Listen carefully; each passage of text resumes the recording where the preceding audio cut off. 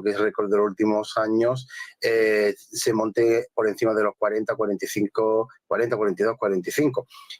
Va a haber, obviamente, correcciones dependiendo también un poco relacionado con el mercado y con el mundo industrial. Pero dado que efectivamente está tomando también el pulso al propio oro como reserva de valor y como valor refugio, podemos ver bastantes cosas, digamos, un poco fuera de lo normal. Preguntar si tenemos algo que destacar fuera de lo normal en el resto de metales preciosos en este contexto, como decimos, que sigue estando marcado por esa cierta volatilidad en el mercado de renta variable en un contexto de incertidumbre geopolítica. Yo con todo esto no descarto apostar por Paladio, que estaba bastante, que venía de caída. Estamos viendo que la evolución de los últimos trimestres está digamos, también batiendo todas las expectativas en función de la situación que hay. Posiblemente veamos algunos movimientos bastante explosivos de este metal. Obviamente es un metal que genera riesgos si el que piense hacer algo a corto plazo o algo como muy especulativo. Pero el fondo es que el paladio, platino y otros metales van a tomar un papel muy importante también en la industria, al igual que metales no preciosos como por ejemplo el cobre, que no nos olvidemos que sinceramente pensamos que va a también tener un desempeño bastante importante. Francisco Javier López Milán, CEO de Silvergold. Un placer compartir contigo este rato. Gracias. Gracias a vosotros. Buenas tardes. Vamos ahora a ver cómo despiden la sesión los índices de renta variable europeos, tiempo real en el mercado, como decimos, europeo, caídas moderadas. El IBEX 35 despide la sesión a falta de los últimos ajustes por encima de los 11.700 puntos, pero ahí al borde 11.710 con una corrección del 0,7%. Lidera recortes Milán y París, caídas, correcciones del 1,16 para la bolsa de Milán, 34.520 puntos.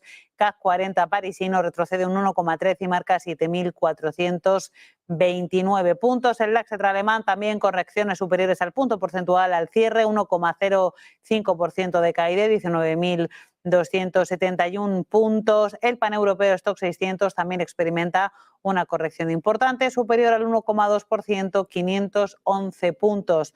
Sobre todo estábamos contando que experimentan caídas importantes compañías vinculadas al sector lujo, como Dior o Pernod Ricard, con caídas, en el caso de la primera, superiores al 2%, también Louis Vuitton. Pernod Ricard retrocede al cierre casi un 4% en la sesión de hoy. Así es como despiden la sesión los índices de renta variable europeos, en una jornada que está siendo algo mejor para la renta variable de Estados Unidos, que cotiza con cierta indefinición, pero en positivo.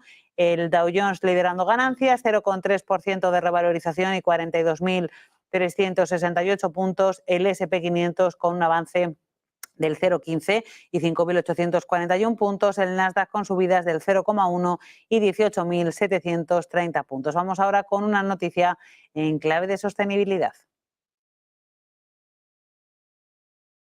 Donde Asset Management le ofrece la noticia ESG del día.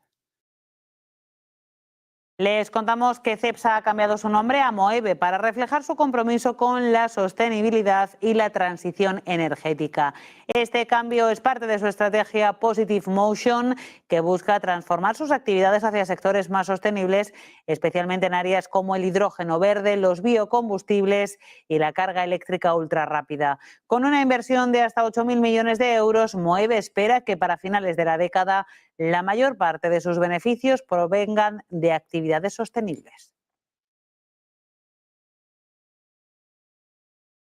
Donde Asset Management le ha ofrecido la noticia ESG del día. Vamos con pausa publicitaria y a la vuelta continuamos con el análisis de la actualidad.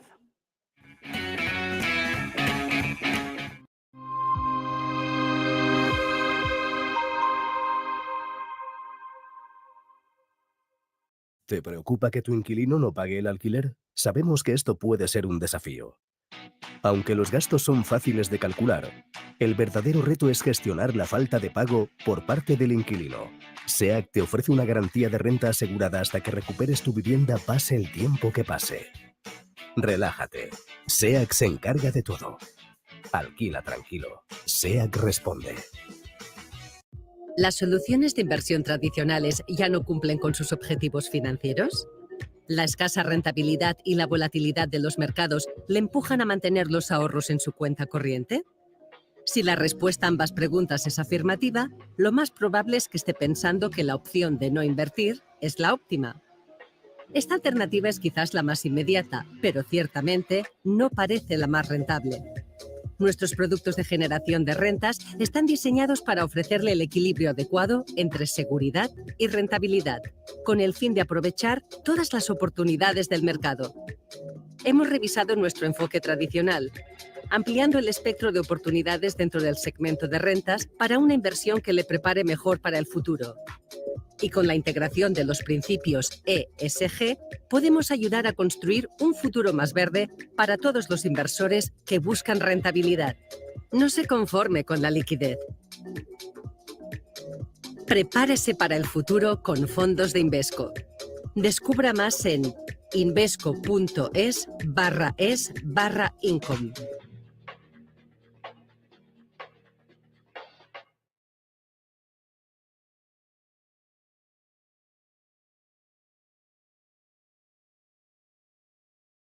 ¿Qué cuento quieres hoy?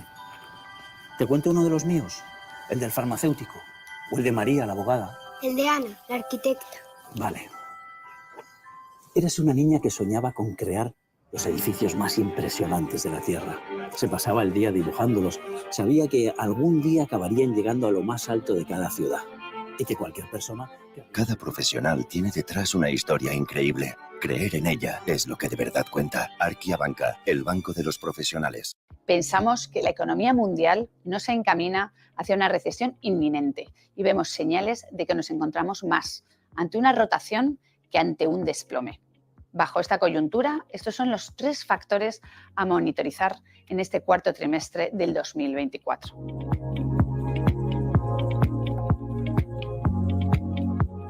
En primer lugar, los datos de los últimos meses indican que la inflación por fin se ha controlado en su mayor parte y que los riesgos de esta inflación del año pasado se han aplacado.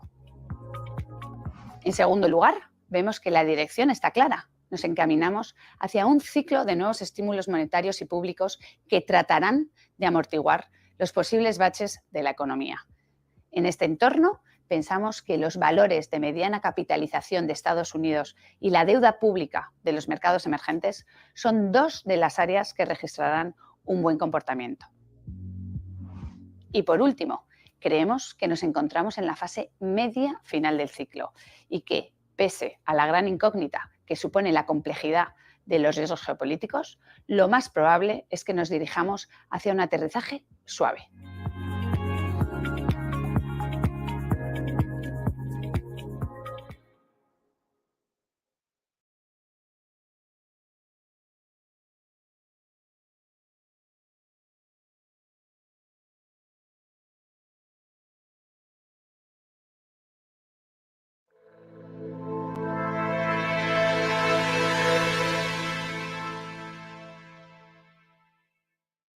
En Rolling Stocks les vamos a actualizar también la situación en torno al temporal que está afectando de forma continuada a la Comunidad Valenciana y también al este de la Comunidad de Castilla-La Mancha. De hecho, tenemos que actualizar el número de personas fallecidas como consecuencia de la dana. El número asciende a 72. 70 de esas personas han fallecido en la Comunidad Valenciana y 2 de ellas han fallecido en Castilla-La Mancha. En medio de este contexto todavía hay personas que continúan atrapadas y personas que están desaparecidas y que no han podido ponerse en contacto con sus familiares porque en algunos casos las líneas de comunicación continúan sin funcionar correctamente. Les contamos también, como noticias que están sucediendo en los últimos minutos, que Adif ha confirmado que suspende durante los próximos 4 días el servicio en la línea de alta velocidad que une la Comunidad Valenciana con Madrid a través de su capital, de las capitales, a través de Valencia y de la ciudad de Madrid. Será hasta el domingo próximo 3 de noviembre, incluido como consecuencia de los efectos de la Dana. También les contamos en este sentido que siguen cortadas al tráfico la A3 y la A7, la A3 en los puntos de Chiva y Mislata y la A7 a la altura de la Alcudia y de Sagunto. Sí se ha podido abrir un carril de la A3 en dirección de Chiva a Valencia. También permanece cortada la V30 en Mislata, la V31 y la CV36. También les contamos que Metro Valencia ha anunciado que va a mantener interrumpida la circulación al menos durante la jornada de hoy y también la de mañana por los numerosos desperfectos en la red, y que ese cierre en el Metro de Valencia continuará de momento hasta nuevo aviso. La circulación de Metro Valencia quedó interrumpida el martes a última hora y ha continuado hoy sin servicio, según ha alertado Protección Civil. Les contamos también que hay municipios y localidades en los que ya se están empezando a cuantificar esos efectos de la Dana, por los que se han decretado 3 días de luto oficial en nuestro país. Esos daños ascienden a cerca de 7 millones en instalaciones municipales y edificios públicos en la localidad del Ejido, en Almería. También ha dejado a la ciudad de Garabaya, en Cuenca, sin su principal comunicación con Valencia. Ha solicitado a la Liga la suspensión del Valencia Real Madrid. Los agricultores valencianos y de Castilla-La Mancha temen daños millonarios por la Dana, aunque todavía teniendo en cuenta que en ese caso las situaciones de alerta humanitaria incluso pues no han podido empezar a cuantificar daños.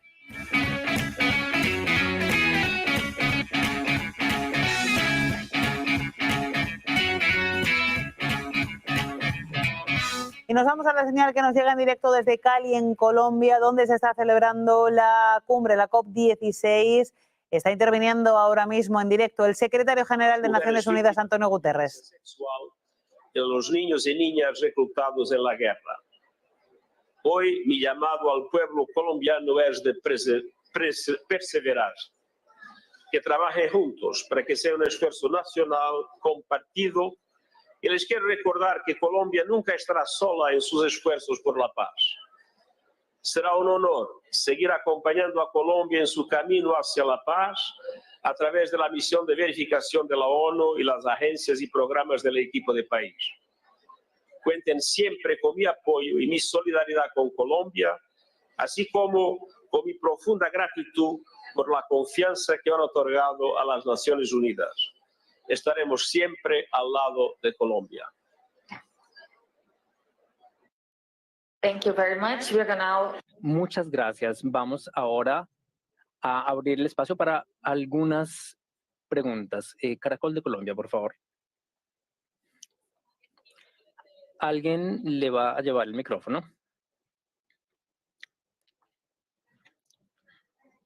Para que cambie la rueda de noticias Caracol. Quiero trasladarle. Just a second, please, if you can have some... Un momento, por favor préstenos apoyo con el sonido y los audífonos para el señor secretario. No se escucha bien, por favor, el micrófono no se escucha bien. Darle una pregunta de muchas delegaciones acá, y es cómo vio usted la presencia en la COP16 del canciller venezolano Iván Gil. Lo cuestionan muchas delegaciones. Y vamos ahora a enfocarnos, nunca mejor dicho, valga la redundancia, en el foco del inversor, cuando son las 5:48 hora central europea. Nos acompaña para ello David Fernández, socio director de CML Bolsa. David, muy buenas tardes y bienvenido. Bien hallada, querida Alma y queridos oyentes, ¿cómo te encuentras? Pues muy bien, quiero comentar contigo el dato que hemos conocido hoy, ese dato de PIB de la eurozona, un PIB de la eurozona que ha experimentado crecimiento, un 0,9% en el tercer trimestre, con sorpresas como que países como Alemania no han entrado en recesión y de hecho crecen un 0,2%. Parece que sorteamos la recesión. Bueno, de momento técnicamente es así. El dato de este crecimiento del 0,2% en Alemania lo que nos permite es, a efectos de terminología sobre lo que es la recesión, concluir que no entra Alemania en recesión en contra de lo previsto. Recordemos que para hoy se esperaba que la economía alemana decreciera un 0,1% y entonces sí que se pudiese alcanzar esa predicción de que acabaría 2024 en recesión. No ha sido así.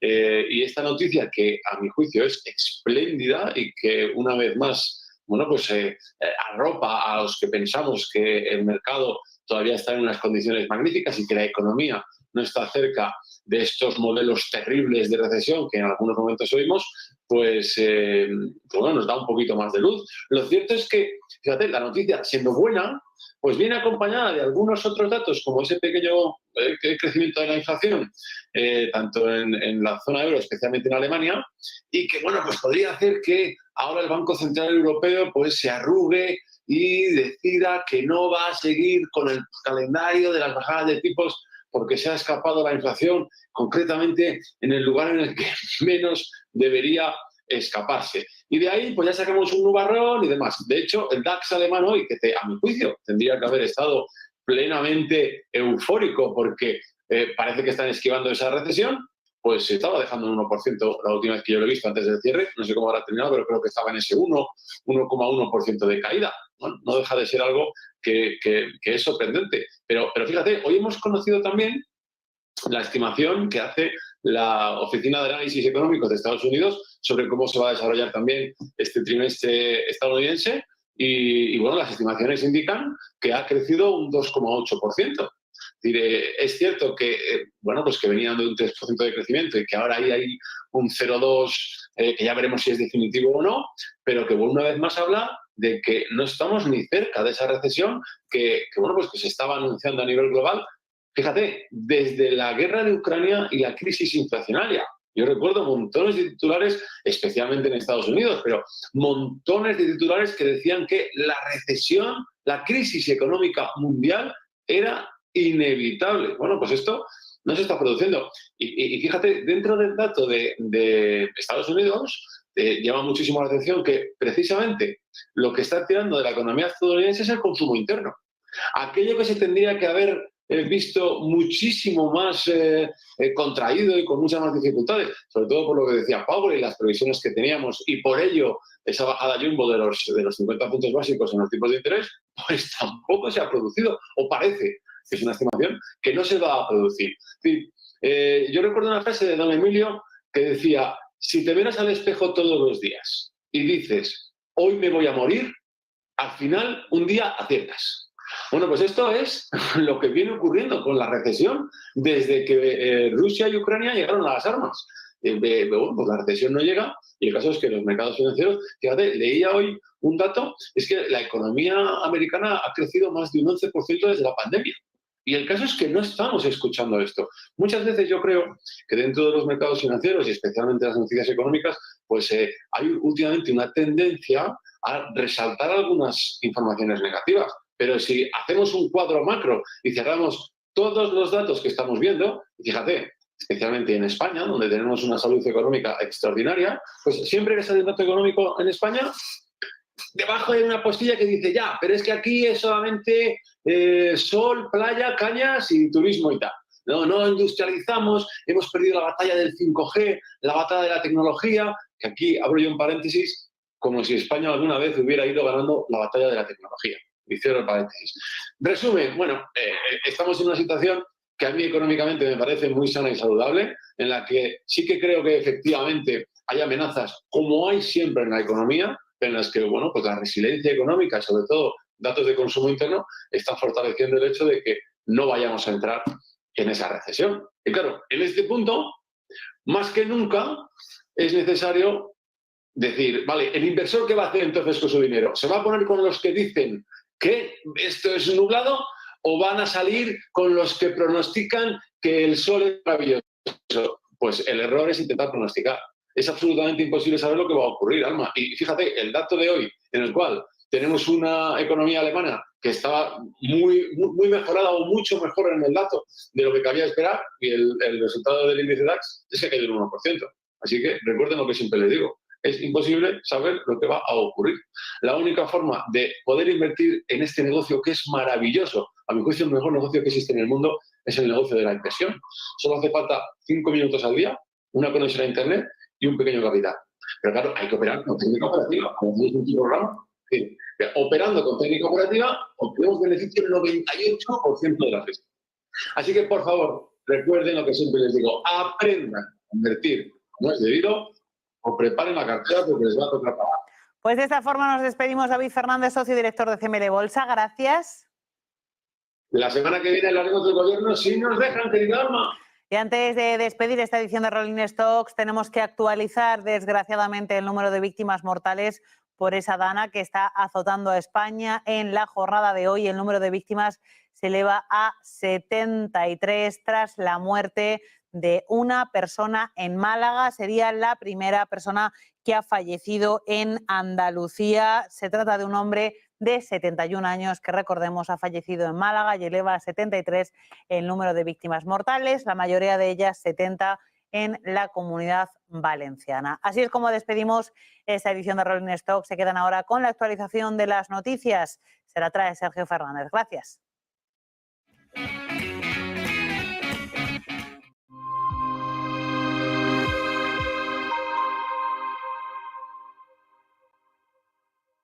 ¿Qué cuento quieres hoy?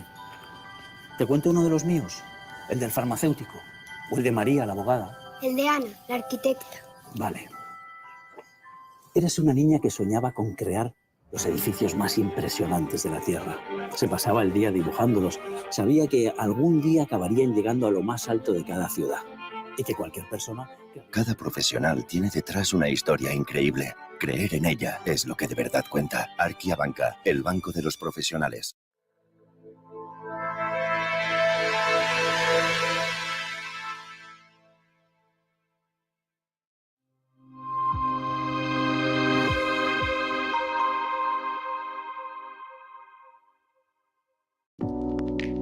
Creemos que la sociedad actual necesita más arte y más color. Le da a la gente la oportunidad de asimilar diferentes perspectivas.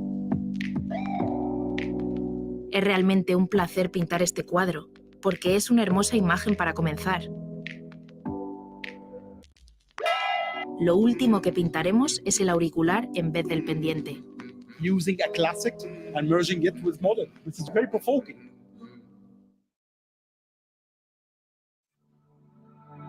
Silver Gold Patrimonio nace en 2018 con el objetivo de innovar en el mercado de los metales preciosos de inversión, ofreciendo nuevas alternativas para que cualquier persona, familia o empresa pueda entrar en el fantástico mundo de los metales de inversión de forma sencilla y acompañada por consultores expertos en el sector. Silver Gold Patrimonio quiere avanzar contigo. Mudarte de ciudad es un gran cambio y alquilar tu casa puede parecer arriesgado. ¿Estará tu vivienda protegida? Con SEAC, olvídate de preocupaciones. Nosotros garantizamos tu renta pase lo que pase. Disfruta de tu nueva etapa con total confianza. Alquila tranquilo. SEAC responde. ¿Qué cuento quieres hoy? ¿Te cuento uno de los míos? ¿El del farmacéutico? ¿O el de María, la abogada? El de Ana, la arquitecta. Vale. Eres una niña que soñaba con crear los edificios más impresionantes de la Tierra. Se pasaba el día dibujándolos. Sabía que algún día acabarían llegando a lo más alto de cada ciudad. Y que cualquier persona... Cada profesional tiene detrás una historia increíble. Creer en ella es lo que de verdad cuenta. Arquia Banca, el banco de los profesionales. Vuélvete máster en transformar tu carrera. Obtén tu Master in Management con doble titulación de Tulane University, Estados Unidos, y de UFM, en Madrid.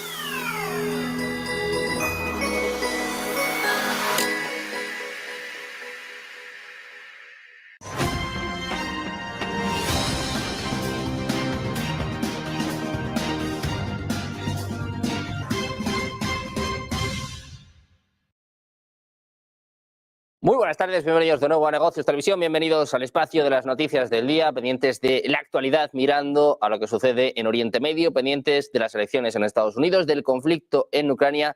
Llega el momento de escuchar a la candidata demócrata Kamala Harris. Ayer pronunciaba su discurso final atacando a Donald Trump. Está hablando de nuevo en estos momentos. Escuchamos ya a Kamala. Oh, it's good to be back in North Carolina.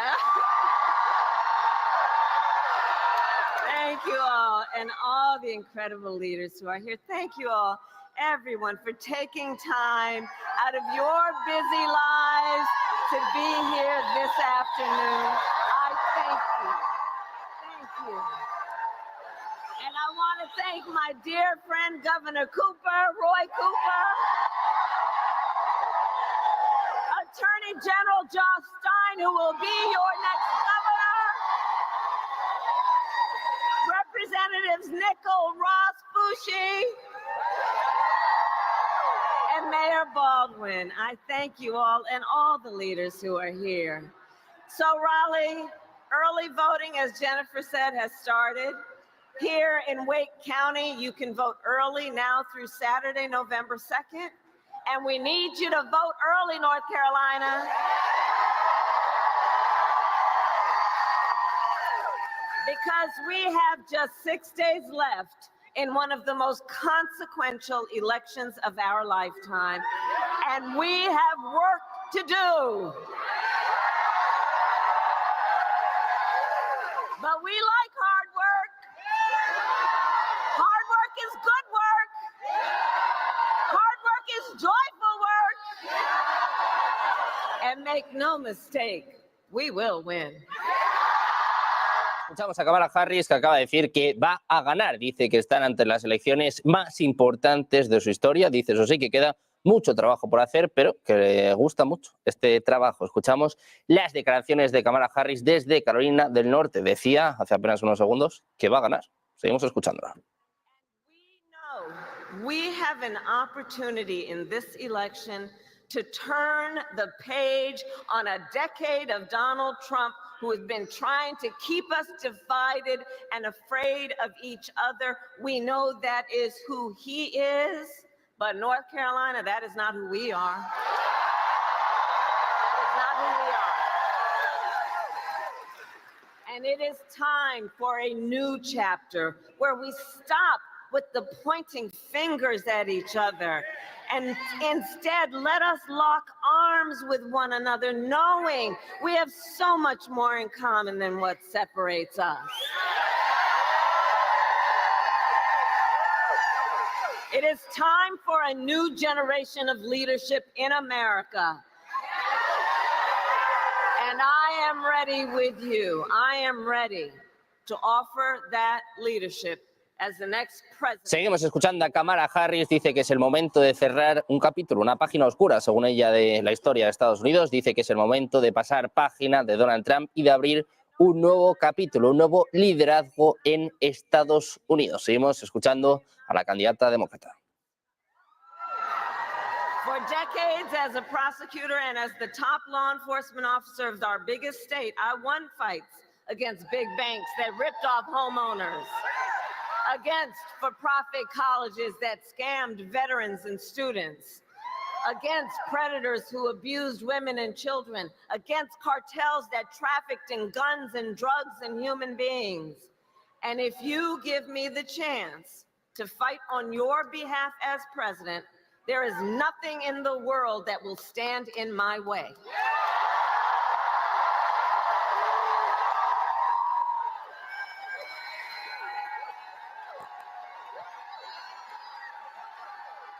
And look, we know who Donald Trump is. This is not someone who is thinking about how to make your life better. This is someone who is unstable, obsessed with revenge, consumed with grievance, and out for unchecked power. In less than 90 days, either he or I will be in the Oval Office.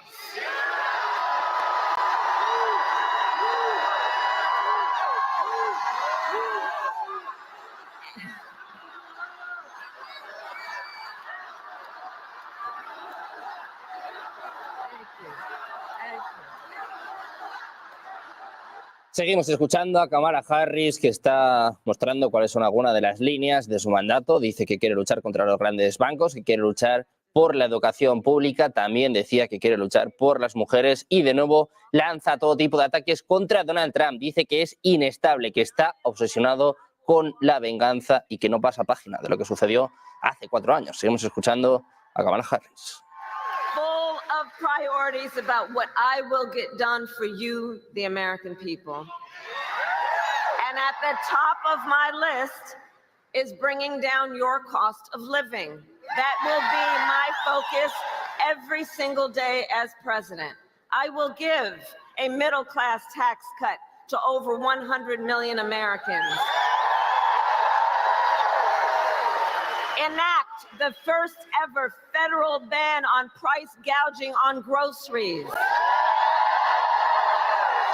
And fight to make sure that hardworking Americans can actually afford a place to live. And if you are caring for an elderly parent, my plan will cover the cost of home care under Medicare, so that seniors can get the help and care they need to stay in their own homes. And my plan will lower the cost of childcare, cut taxes for small businesses, and lower healthcare costs, because I believe healthcare should be a right and not just a privilege of those who can afford it.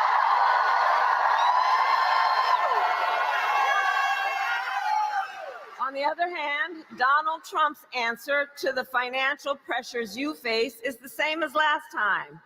Another trillion. Kamala Harris, de nuevo hablando sobre Donald Trump, sobre sus planes económicos. Dice que quiere, en materia de salud, ampliar el Medicare. Dice que si alguno de los asistentes a este evento tiene algún anciano, algún abuelo, ella se va a asegurar de que pueda estar bien, de que puedan cubrir todo lo que necesite. Dice que la salud es un deber y no es un gasto. Seguimos escuchando a Harris.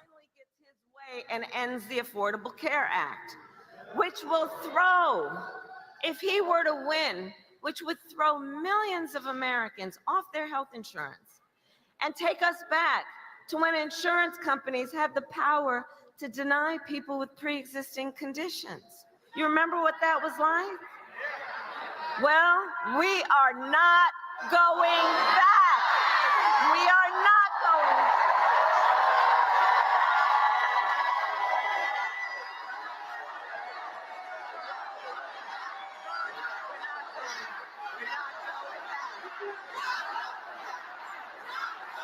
Because, and we are not going back because ours is a fight for the future. And it is a fight for freedom. Like the fundamental freedom of a woman to be able to make decisions about her own body and not have her government tell her what to do. And we all remember how we got here. Donald Trump hand-selected 3 members of the United States Supreme Court with the intention that they would undo the protections of Roe v. Wade. They did. And now in America, 1 in 3 women lives in a state with a Trump abortion ban, including in North Carolina and every state in the South except Virginia. Think about that. Many with no exceptions, even for rape and incest, which is immoral. And Donald Trump, understand, he's not done. He would ban abortion nationwide. He would restrict access to birth control, put IVF treatments at risk, and force states to monitor women's pregnancies. Just Google Project 2025. Just Google it. Read the plans yourself and let us agree. One does not have to abandon their faith or deeply held beliefs to agree. The government should not be making that decision for you. Not the government. And when Congress passes a bill to restore reproductive freedom, as President of the United States, I will proudly sign it into law. So, North Carolina, I am asking for your vote. I am asking for your vote. And here is my pledge to you. As your president, I pledge to seek common ground and common sense solutions to the challenges you face. I am not looking to score political points. I am looking to make progress. And I pledge to you, I will listen to experts. I will listen to those impacted by the decisions I make and to people who disagree with me.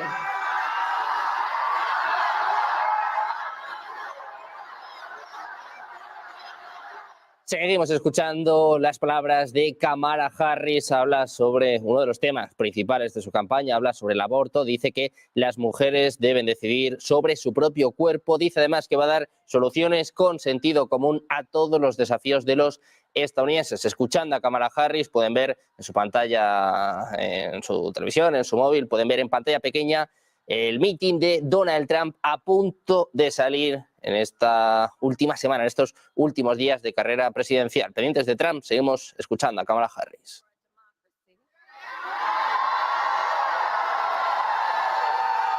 And unlike Donald Trump, I don't believe people who disagree with me are the enemy. He wants to put them in jail. I'll give them a seat at the table.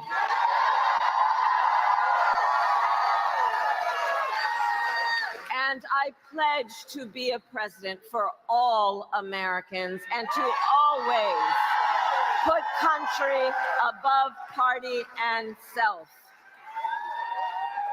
So, North Carolina, it all comes down to this. We are here together because we love our country. That's why we are here. And when you love something, you fight for it.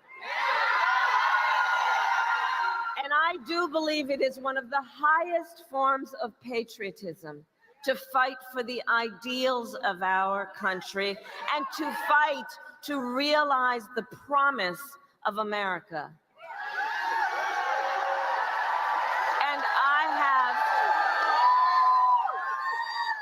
And I have always believed in our nation's yes. And like all of us here, I have always believed in our nation's promise because I have lived it. I grew up as a child of the civil rights movement. My parents would take me to marches when I was in a stroller, where people of every walk of life came together to fight for the ideals of freedom and opportunity. I've lived the promise of America.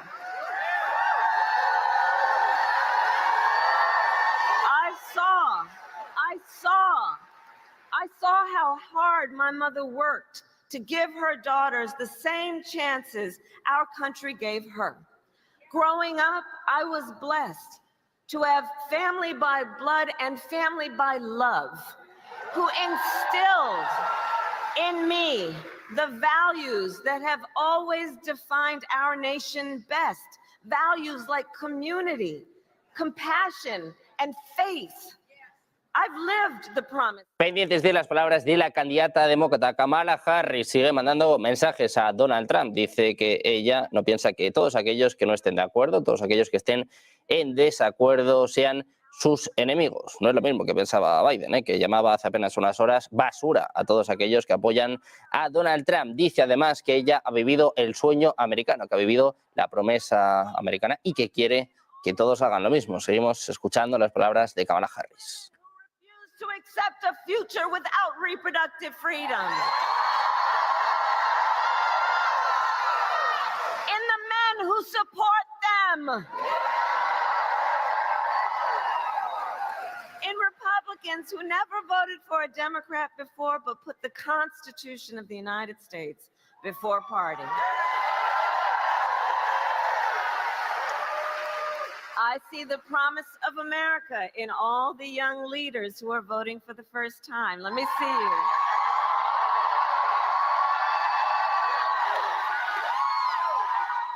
I love you guys, because you are rightly impatient for change. You young leaders, you've only known the climate crisis and are leading the charge to protect our planet and our future. You young leaders who grew up with active shooter drills, who are trying to keep our schools safe. You who have known fewer rights than your mothers and grandmothers and are standing up to fight for freedom, to make your own decisions about your own bodies. None of this for you young leaders is theoretical. This is not theoretical for you. It is not political for you. For our young leaders, this is your lived experience. And I see you, and I see your power. And I am so proud of you. Can we applaud all our first-time voters and young leaders who are here? Let's applaud them.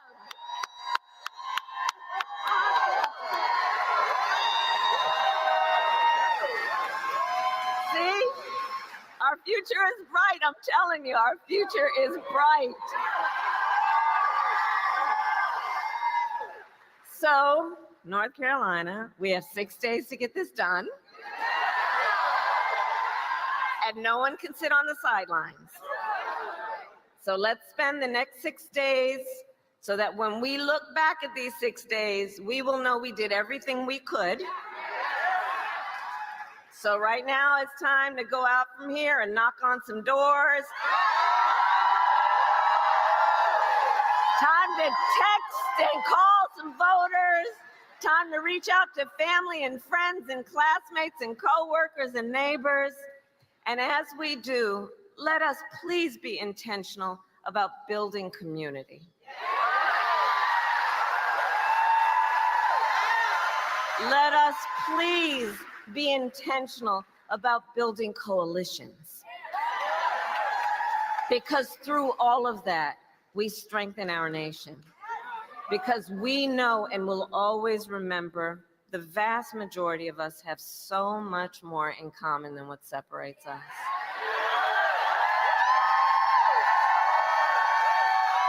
And we are all in this together. So remember, your vote is your voice, and your voice is your power.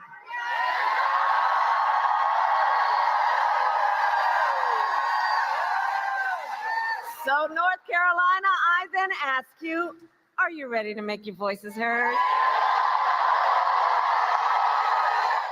Seguimos escuchando las palabras de Kamala Harris. Sigue, en este caso, de alguna forma agradeciendo a sus votantes, a los asistentes a este mitin en Carolina del Norte. Dice que su futuro es brillante, que tienen más en común de lo que les separa, y dice que su voto es el poder que tienen en estos momentos. De hecho, llamaba a todos aquellos asistentes a hablar con sus amigos, con sus compañeros de colegio. Dice que es el momento, que quedan 6 días y que se pueden arrepentir de lo que no hagan precisamente en estos últimos días antes de que terminen las elecciones en Estados Unidos. Pendientes de Kamala Harris, precisamente en Carolina del Norte se encuentra también Donald Trump, a punto de salir en esta recta final de la campaña estadounidense. Nosotros vamos a mirar a toda la actualidad internacional y geopolítica. Comenzamos las noticias del día de Negocios Televisión.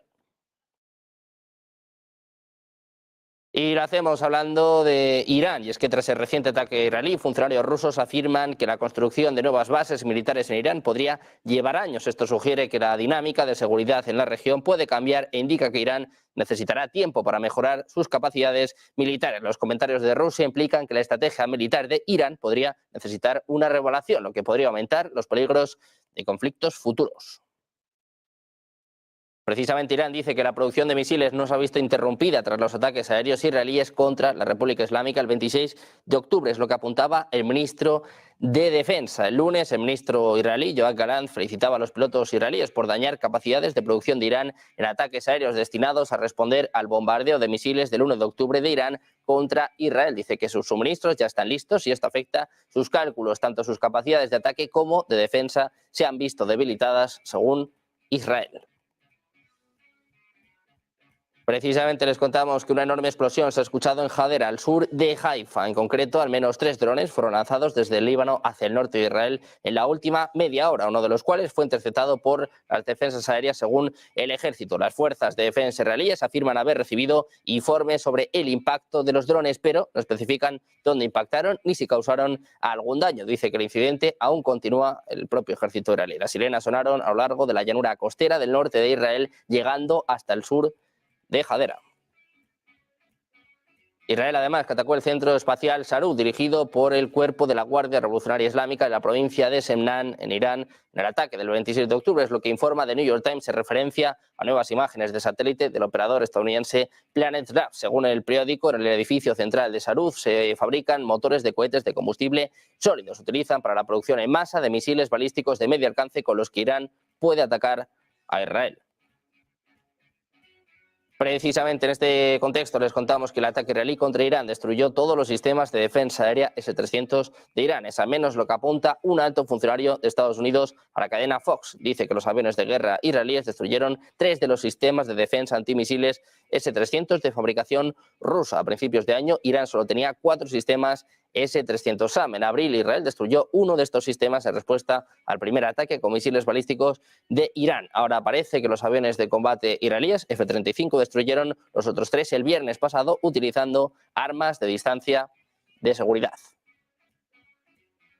Les contamos además que el primer ministro israelí Benjamin Netanyahu quiere posponer la boda de su hijo menor Abner, prevista para finales de noviembre. Así lo informa la empresa estatal de radio y televisión Khan. Según ella, esto se debe a amenazas de seguridad, incluido el peligro de ataques con aviones no tripulados. La boda estaba inicialmente prevista para el 26 de noviembre en el jardín de eventos de la Granja Ronit, al norte de Tel Aviv, pero Netanyahu ha abogado ahora por posponer la celebración para no exponer a los invitados a peligros indebidos. Precisamente mirando a Netanyahu, les contamos la amenaza por parte de Hezbollah. En su primer discurso, el nuevo líder, Naim Qassem, comenta el ataque con aviones no tripulados a la residencia privada de Netanyahu en Cesarea. Dice que el enemigo debe saber que sus bombardeos sobre sus pueblos y ciudades no les harán retroceder. Dice que la resistencia es fuerte y que logró enviar un dron a la habitación de Netanyahu. En este sentido, dice que Netanyahu sobrevivió esta vez, pero quizás su momento aún no ha llegado. Continúa sugiriendo que quizás un israelí lo mate tal vez durante uno de sus discursos. Dice que sus contactos con diplomáticos les confirmaron que Netanyahu tiene mucho miedo porque lo tienen en el punto de mira.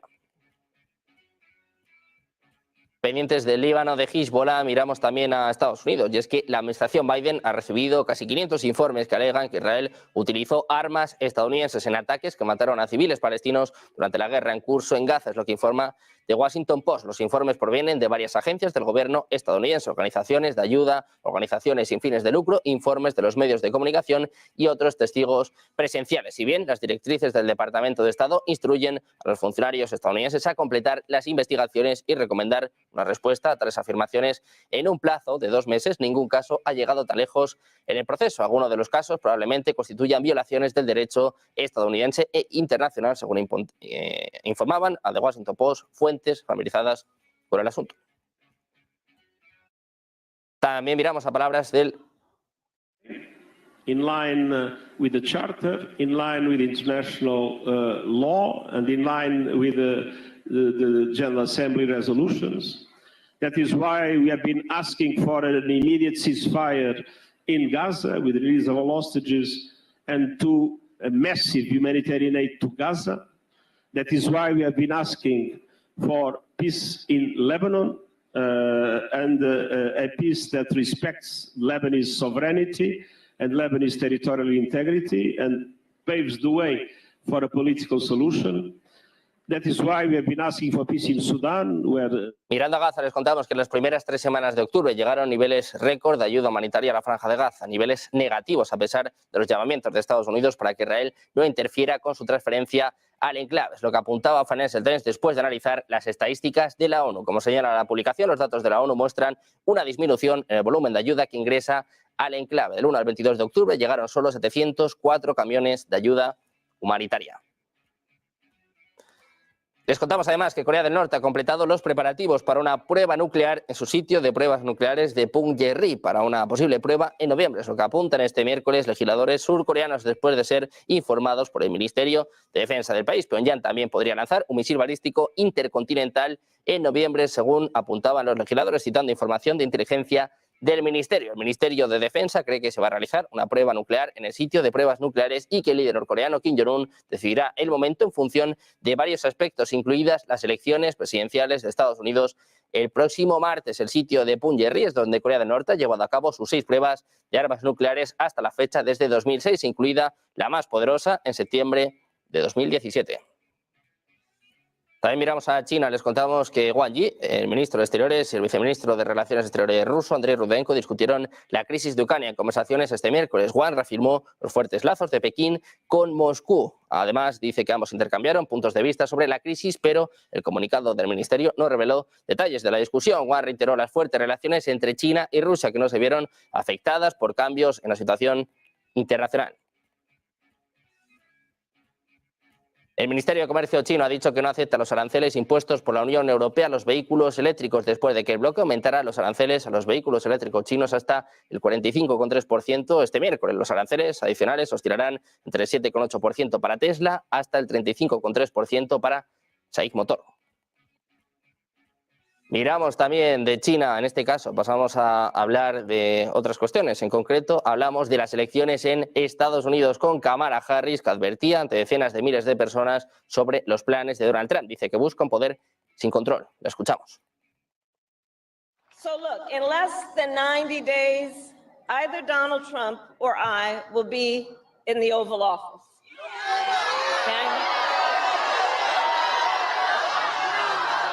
Pendientes precisamente de las palabras por parte de Donald Trump. Se habla de planes para llevar a cabo una deportación masiva. Dice además que quiere presionar a la policía en este sentido. Precisamente dice que algunos funcionarios europeos, esto es lo que informa Político, quieren que el candidato republicano a la presidencia de Estados Unidos, es decir, Donald Trump, gane las elecciones programadas para el 5 de noviembre. Consideran que su victoria puede impulsar el desarrollo de la Unión Europea y fortalecer su independencia. Varios diplomáticos y funcionarios europeos opinan que un segundo mandato de Trump sería la medicina amarga que una Unión Europea conflictiva necesita para superar sus discrepancias y avanzar como bloque. Dice que el regreso de Trump sería un shock beneficioso que permitiría a la Unión Europea seguir adelante, como la pandemia o la crisis energética tras la guerra de Ucrania. Además, creen que una presidencia de Trump sería tan hostil hacia la Unión Europea que el bloque no tendría otra opción que seguir una política más independiente, aumentar su gasto en defensa, reforzar su sector tecnológico y aclarar su política respecto a China. También ayudaría a persuadir a estados indecisos que no quieren cambios radicales en la Unión Europea a actuar de una vez. En este contexto, las fuentes indican que el plan de Trump de poner fin al conflicto ucraniano en un día podría tener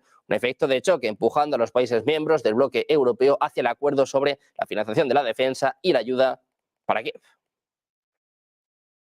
Pendientes también de las palabras de un Joe Biden que calificaba de basura a todos aquellos que apoyan a Donald Trump. Hay respuesta ya por parte del candidato republicano que, por cierto, habla en estos momentos pendientes de las palabras de Donald Trump desde Carolina del Norte. Lo escuchamos.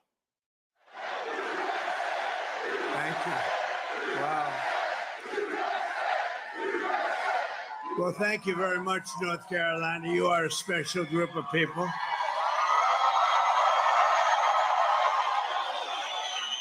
In fact, my beautiful little grandchild, the most beautiful little girl you've ever seen, is named Carolina. You know that?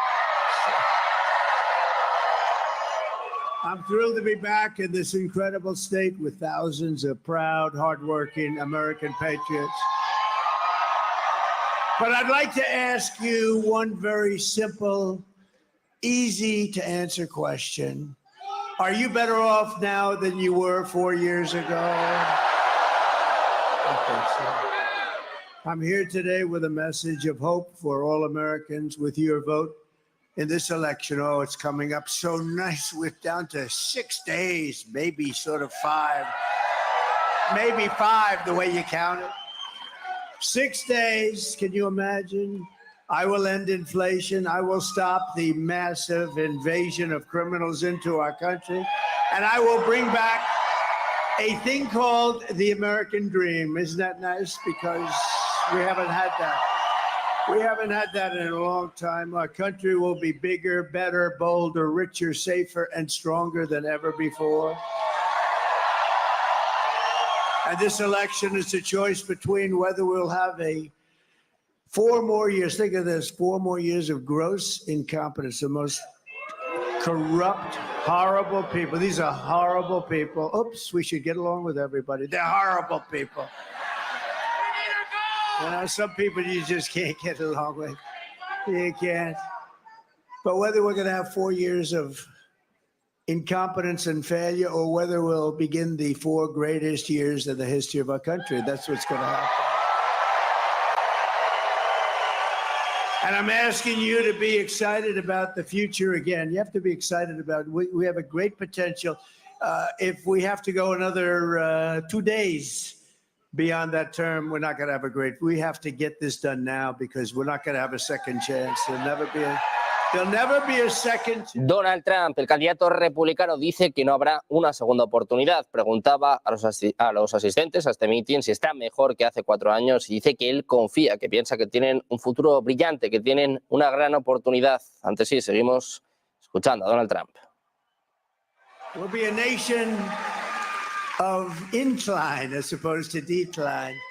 But I'm asking you to dream big again. You're going to have to dream big again. It's going to be hard for you to do that because you've gone through a long period, but we had some great 4 years. This will be America's new golden age. This will be better than what we had even 4 years ago. Remember, we were energy independent. We had everything. Every problem facing us can be solved, but now the fate of our nation is in your hands. And this is a very important state. Number 1, I love the state. Number 2, we've always won. I won the primaries and I won the elections, and I didn't have to worry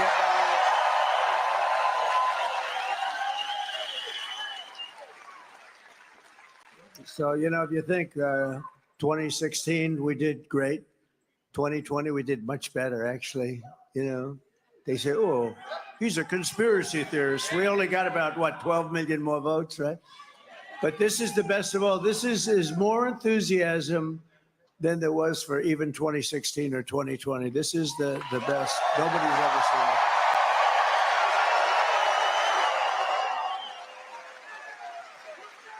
I just saw General Kellogg, wherever he may be backstage. Where is he? Oh, there he is. Look at that general. He's a real general, not like Millie. Not like Billy. Not like Kelly, low. He's a low IQ guy. But this is a real general. He's great. But he said backstage, this reminds me, sir, of 2016. I said, thank you very much. That's a good reminder, isn't it? He's a great guy. This Tuesday, you have to stand up and you have to tell Kamala that you've had enough, that you're not going to take it anymore. Kamala, you're fired. Get the hell out of here. Get out of here. Get out of here, Kamala. Get the hell out of here. The worst vice president, the worst border czar. She's the worst border czar in the history of the world. There's never been a border in the history of the world that allowed criminals to pour through. 21 million people, think of it. Well, we're running a campaign of solutions to save America, an America which they have virtually destroyed during their almost 4-year period of rule. Kamala Harris, a low IQ individual, is running a campaign of hate, anger, and retribution. See, I'm very nice to them. They're not nice to me. She spends all of her time complaining about everything, but does nothing about it. She's going to do this, she's going to do that. Why the hell didn't she do it, right?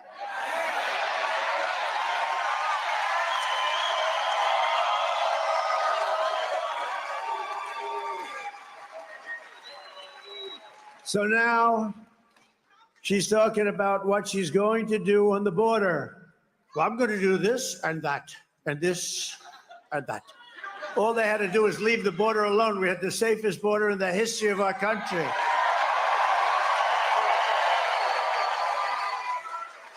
In fact, to prove it, put up my chart, the favorite chart. I love that chart. I love that chart. That was the day I left office. We had the lowest number ever. The day I left office was where the red arrow is on the bottom. And then it became like...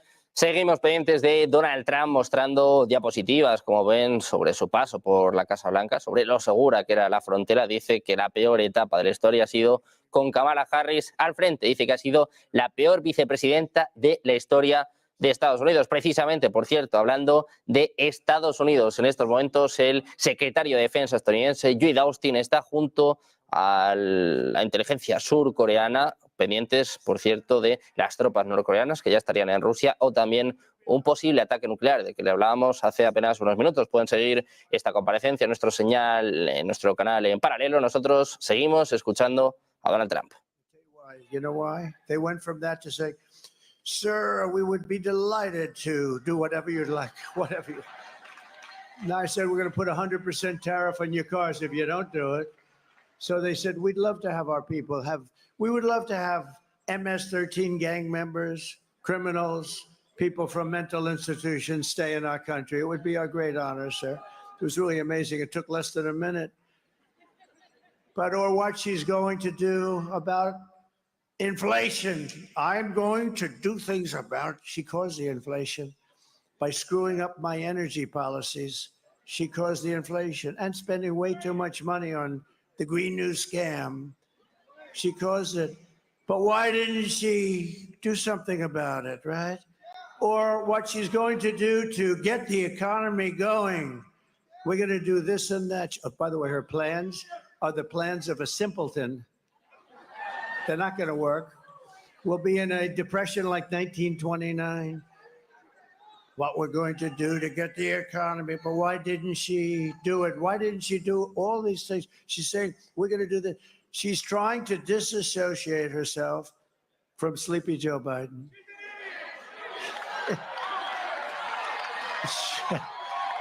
I like this audience. I didn't say it. Well, the guy said, who just said that? Who's this? He can handle himself. He screamed, she's an idiot. But I didn't say it. I didn't say it. In fact, I'd like to admonish you, sir, you should not say that, please. This way, the press can't get me. You know, they say, well, I know you want to. It's really good. Well, no, I don't accept that. I would never accept a thing like that. No, but she is... He can handle himself, that guy, too. She and Crooked Joe head up the worst administration in the history of our country. They've made Jimmy Carter look like a truly great president. In all fairness to Jimmy, he didn't let 21 million people, many of them criminals and those that are mentally ill, pour into our country. He didn't let Jimmy Carter didn't allow that to happen. Seguimos escuchando a Donald Trump, sigue cargando contra la actual administración, contra Biden, contra Harris. Dice que ha sido la peor administración de la historia. Sigue hablando de los inmigrantes que han entrado a su país y dice además que lo mejor está por venir. Dice Trump que bajo su mandato Estados Unidos será más grande, mejor, más audaz, más rico, más seguro y más fuerte que nunca, al menos durante 4 años en la historia de su país. El candidato republicano Donald Trump dice que la era dorada de Estados Unidos está por llegar. Le seguimos escuchando.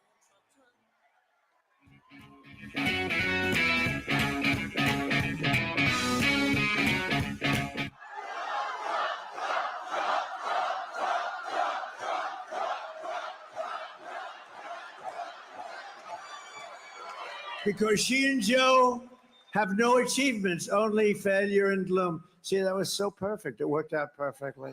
I said, how am I going to say? Normally you'd stop and you'd say, please take a look at the video. But I have some very talented people. I say, when I say Donald Trump, you just let that go. They did a good job. And then I finish the sentence because they have no achievements, because they're a disaster. She suffers from a very serious disease known as Trump derangement syndrome. Trump derangement syndrome. TDS, sometimes referred to as TDS, it's quite serious. It's inflicted havoc on some lives. But many Democrats suffer from that disease, and It's only because of one reason, because we're winning.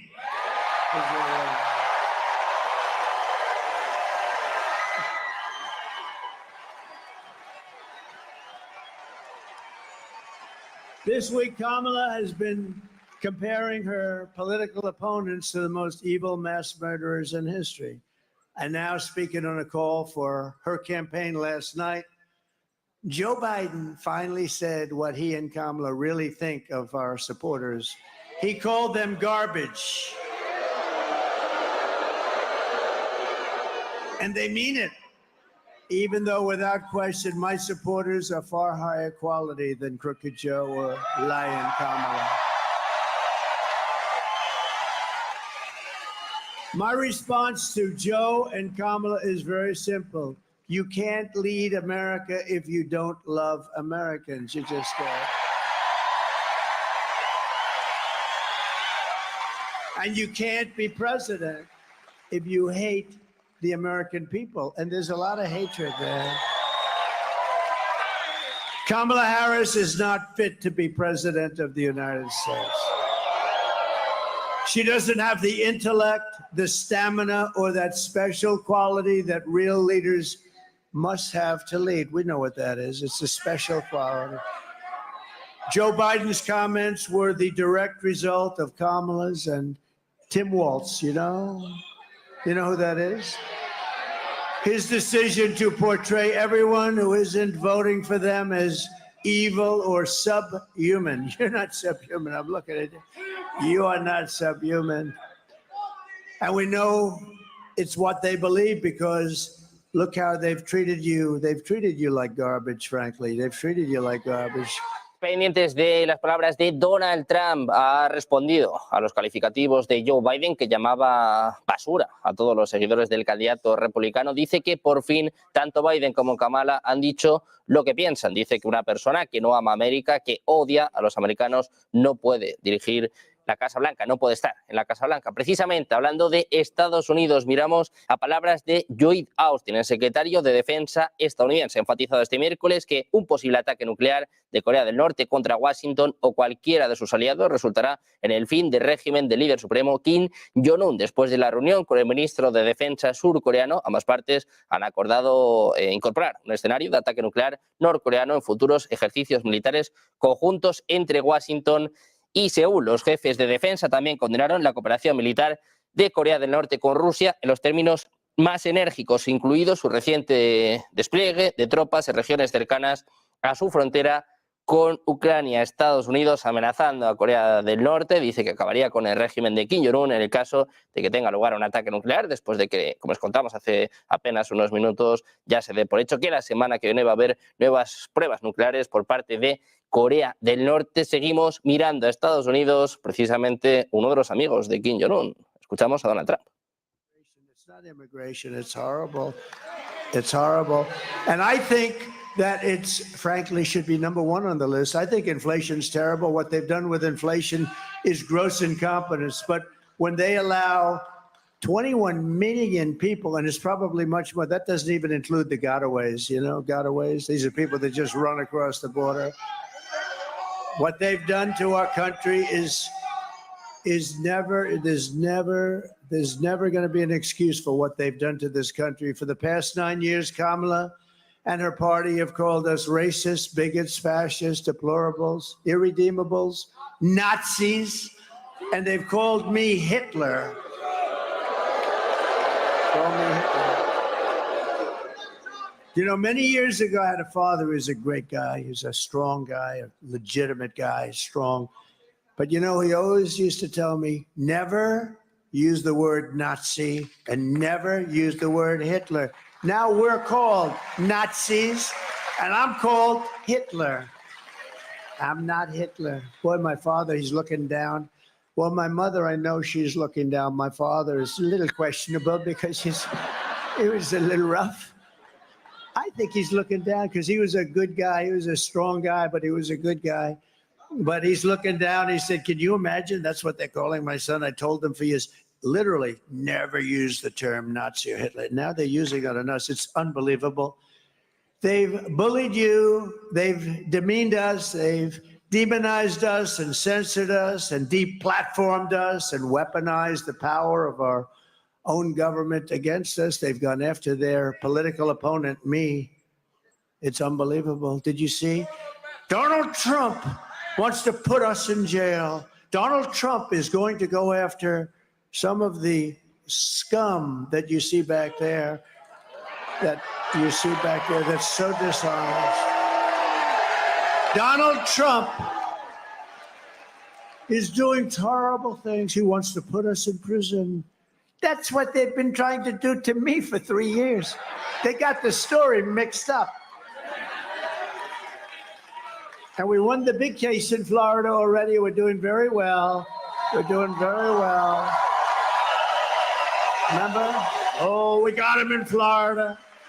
Seguimos escuchando a Donald Trump, en este caso contestando a Kamala Harris, que como saben hace apenas unos días le comparó con un nazi, le comparó con Hitler. Decía Trump que su padre ya le dijo cuando era joven que nunca se deben utilizar estos términos. Dice pues, que la campaña de Harris está utilizando todo tipo de términos, como por ejemplo que dice que les va a meter en la cárcel, y dice que es precisamente lo que llevan haciendo con el propio Trump en los últimos 3 años. Siguen las declaraciones cruzadas, sigue la tensión entre Harris y Donald Trump. Seguimos escuchando al candidato republicano. Because he's mentally incompetent, but he can be the president of the United States. Figure that one out. Mr. Congressman, figure that one out, Hudson. Can you imagine? They have taken your money. They've thrown open your borders to criminals and terrorists. They've flooded your towns with deadly drugs and death. They've given your jobs to illegal migrants and sent our blood and treasure to fight really stupid foreign wars, countries that you've never heard of, countries that you and your children have never even heard of. This Tuesday is your chance to stand up and declare that you are not going to take it anymore. You're not going to take it. 6 days from now, we can turn the page forever on this failed and corrupt administration. They are corrupt. They're failed and they're corrupt. They're the worst administration. Joe Biden is the worst president in the history of our country.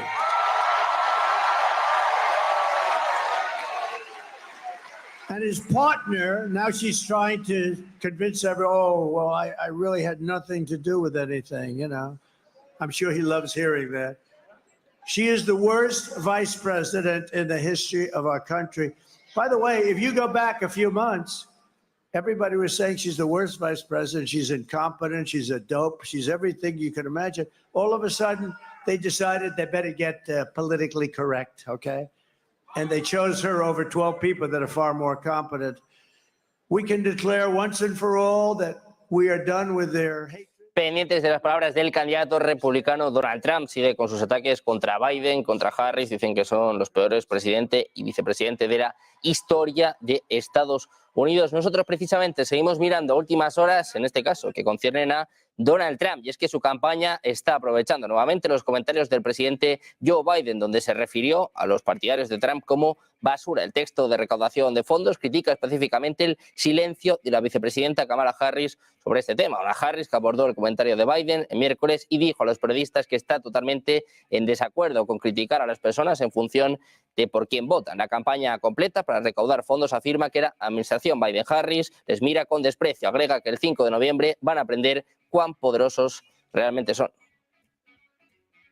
También miramos a Europa. La presidenta de la Comisión Europea, Ursula von der Leyen, alerta este miércoles de que el gasto de Rusia en defensa está en proceso de superar el de los países de la Unión Europea en su conjunto, a quienes pidió intensificar los esfuerzos en este ámbito. Dice von der Leyen que la guerra de Putin contra Ucrania es la mayor amenaza a nuestra seguridad. Dice que este año el gasto en defensa de Rusia está en proceso de superar las cantidades colectivas de todos los Estados miembros europeos combinados. En este sentido, von der Leyen, que va a repetir el cargo durante los próximos 5 años, ha pedido a los 27 que intensifiquen los esfuerzos, sabiendo que prepararse para lo peor puede ayudar a prevenir que ocurra.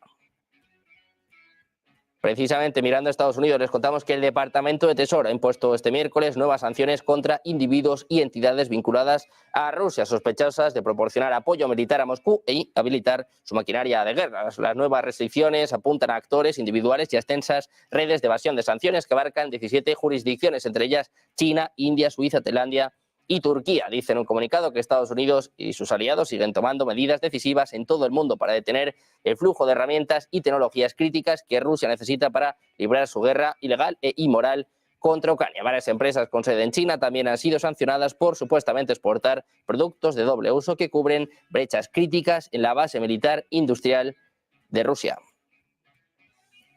Mirando a Rusia, les contamos que la embajadora de Finlandia en Moscú ha sido convocada este miércoles al Ministerio de Asuntos Exteriores ruso, donde le presentaron una enérgica protesta contra la actuación del servicio de alguaciles finlandés, que embargó decenas de propiedades inmobiliarias pertenecientes a Rusia. La parte rusa exigió a Finlandia que revisara lo antes posible esta decisión ilegítima que viola flagrantemente las disposiciones de la Convención de Viena sobre relaciones diplomáticas de 1961. Subraya que, de lo contrario, la responsabilidad de las consecuencias de tales acciones recaerían en Helsinki y que, en caso necesario, la parte rusa tomará medidas de represalia.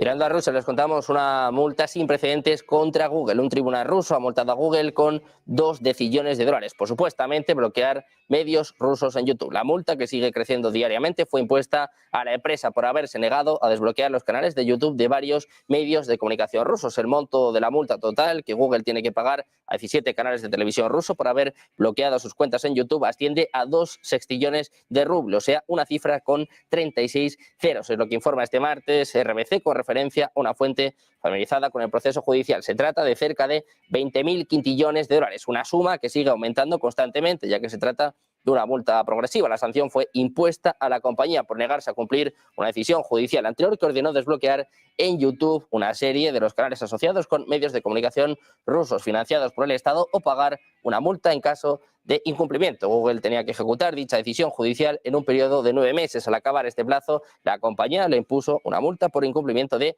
100.000 rublos diarios. Con ello, el montante se duplica cada semana hasta que se cumpla el dictamen.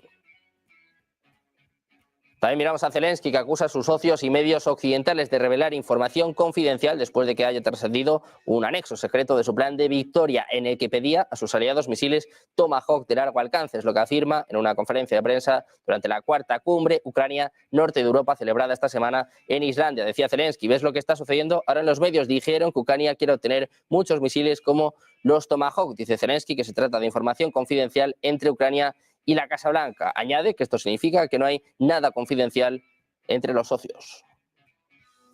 Precisamente Zelensky dice que Occidente debería admitir que Rusia ha ganado en Georgia y que está en camino de hacer lo mismo en Moldavia, a menos que abandone la retórica occidental contra el cruce de las líneas rojas de Moscú. Las elecciones parlamentarias celebradas el sábado en Georgia se vieron empañadas por informes de violaciones electorales. La oposición impugnó el resultado y los aliados occidentales dijeron que las irregularidades deben investigarse. Decía Zelensky: tenemos que reconocer que hoy Rusia ha ganado en Georgia. Primero se apoderó de Georgia, luego cambió la política, el gobierno, y ahora tiene un gobierno prorruso. Es lo que apuntaba en un vídeo difundido este miércoles. Moldavia celebrará una segunda vuelta de elecciones presidenciales el domingo, después de que el actual presidente pro-europeo no lograra obtener más del 50% de los votos.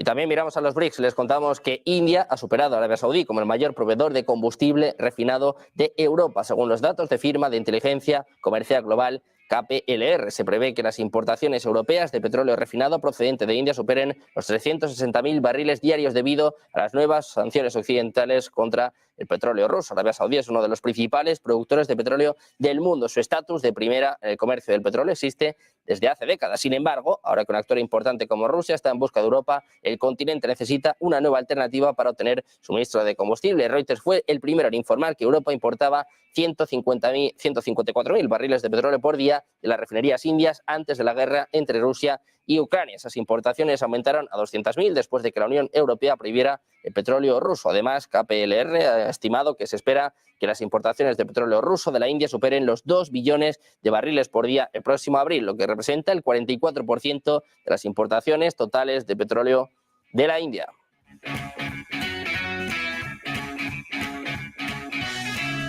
Pendientes de los BRICS, una de las cuestiones fundamentales de Donald Trump es luchar contra la desdolarización, hacer que la economía de Estados Unidos vuelva a ser fuerte de nuevo. Seguimos escuchando al candidato republicano. We've brought together veterans and union members, soldiers and steel workers, farmers and auto workers, and patriotic moms and dads of every race, religion, color, and creed, right? We're welcoming historic numbers of African Americans and Hispanic Americans and Asian Americans and Arab Americans. And we're uniting Christians and Jews and Catholics and evangelicals and Muslims and Mormons and everyone who simply wants one thing. They want one thing: to make America great again. That's all they want.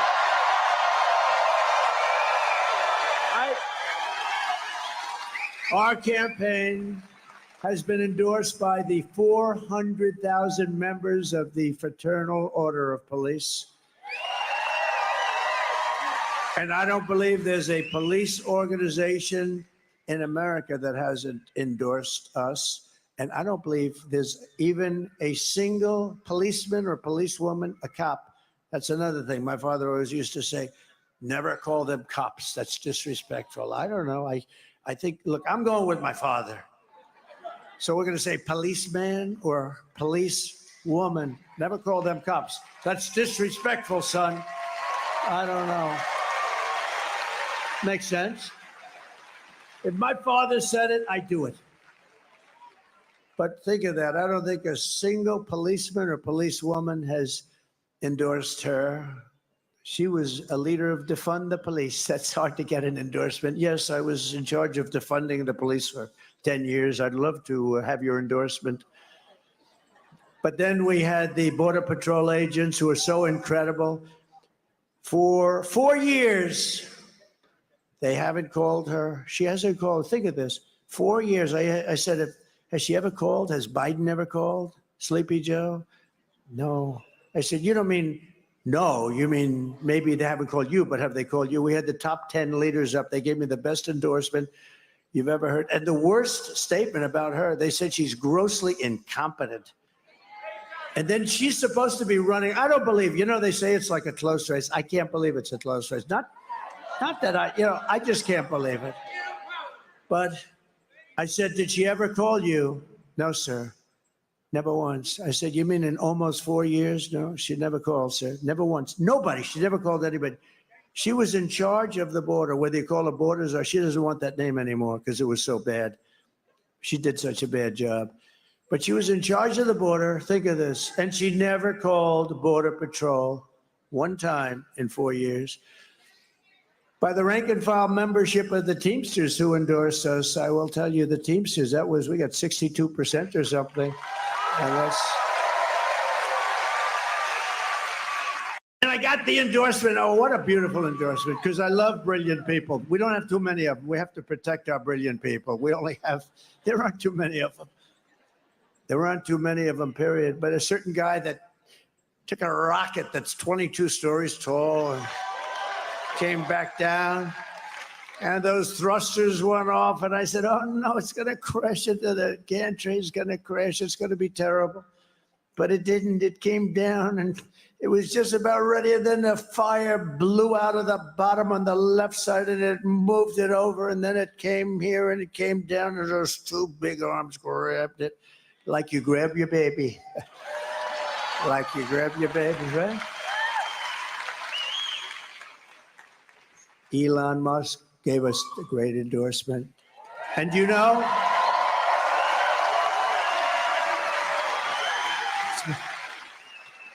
I just spotted somebody. I didn't know he was going to be there. Is that who I think it is? My eyes are what they. You stand up, please, would you? Yes. How are you? And look at these two. Look at these two. These two ladies have been with us, and this guy has been by their side right from the beginning. In fact, they take the place oftentimes of some of our front row Joes. So very successful people. Thank you very much. Appreciate it. But Elon gave us an endorsement that was beautiful. He said, it's the most important election we've ever had. If Trump doesn't win, and he doesn't, you know, he wants to just, he's a very straight shooter. If Trump doesn't win, he said, we don't have a country anymore. We're not going to have a country. And that was amazing, actually. And you know where he is right now? He's campaigning for me in Pennsylvania. Can you imagine?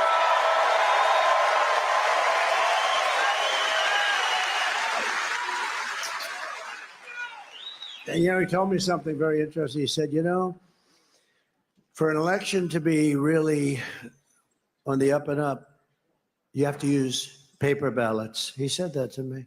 Now, here's a guy who I would say is the all-time genius at computers. You know, he was telling me that when you see those rockets firing, he said the computers are more important than the engines. I understand. He knows more about computers than anybody I've ever met, and I know some pretty smart people. I had an uncle that was at MIT, a professor for 41 years, the longest serving professor ever. I have that, it's something in my blood about that. Elon knows more about computers than anybody there is. Every time you see those rocket ships land, like in the ocean on a raft with a circle, boom, it's like unbelievable, right? And he said, for purposes of voting, because there's never a computer that's not easily cracked, easily if you're a genius, more difficult if you're less than a genius. But he said the best way to have an election is very simple. Paper ballots, voter ID, proof of citizenship, same-day voting. And he said same-day voting. And there's a guy who's the number one computer guy. You would think, you know, it's interesting. Paper ballots would cost 8% of what you have. Now I'm hearing all sorts of stories. We're not going to have the result by Tuesday night. We spend all this money on computers.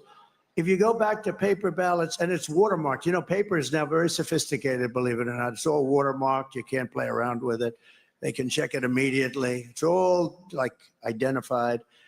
But paper ballots, so think of it, 8%. It would cost 8% of what the machines cost. Now, they hate when I talk about this, but I just want to see one thing. I don't care whether it's machines or whatever's going to be the best, but if paper's the best, paper, one-day voting. You know why? Because we don't want the air conditioning to be fixed. Oh, excuse me, you'll have to move those ballots in that room. We're going to fix the air conditioning. Oh, where are we going to move them? Well, let's move them out of the place for a little while. We'll move them back next week. Oh, where are they? Oh, there were 14 boxes. Now there's 6. What happened to the rest of them? You know, no. One-day voting. You have one-day voting. We used to have one-day voting. By the way, France went back to paper. France had 39 million people. They had voter ID. They had proof of citizenship. That's all. They didn't have mail-in. You know, mail it. How about California? They mail out about 38 million ballots. 38. It's like you're throwing them off a building. 38 million, and then they get sent back somewhere. Nobody knows where. And then they always announce that the Republicans are about 5 million short, without fail. Because I believe that if we had an honest election, if God came down from on high, and God said, I will be the voting tabulator for the day, I believe I would win California because I do great with the Hispanics. I believe I'd win. We need God as our vote counter, just one day every 4 years. We won't even go after the 2. We won't even talk about for the Congress people that we have sitting all over the place, just for the presidential elections. If we had God, oh boy, would it be a lot easier and a lot better. The other thing we need is we need an honest and respected press. We don't have that.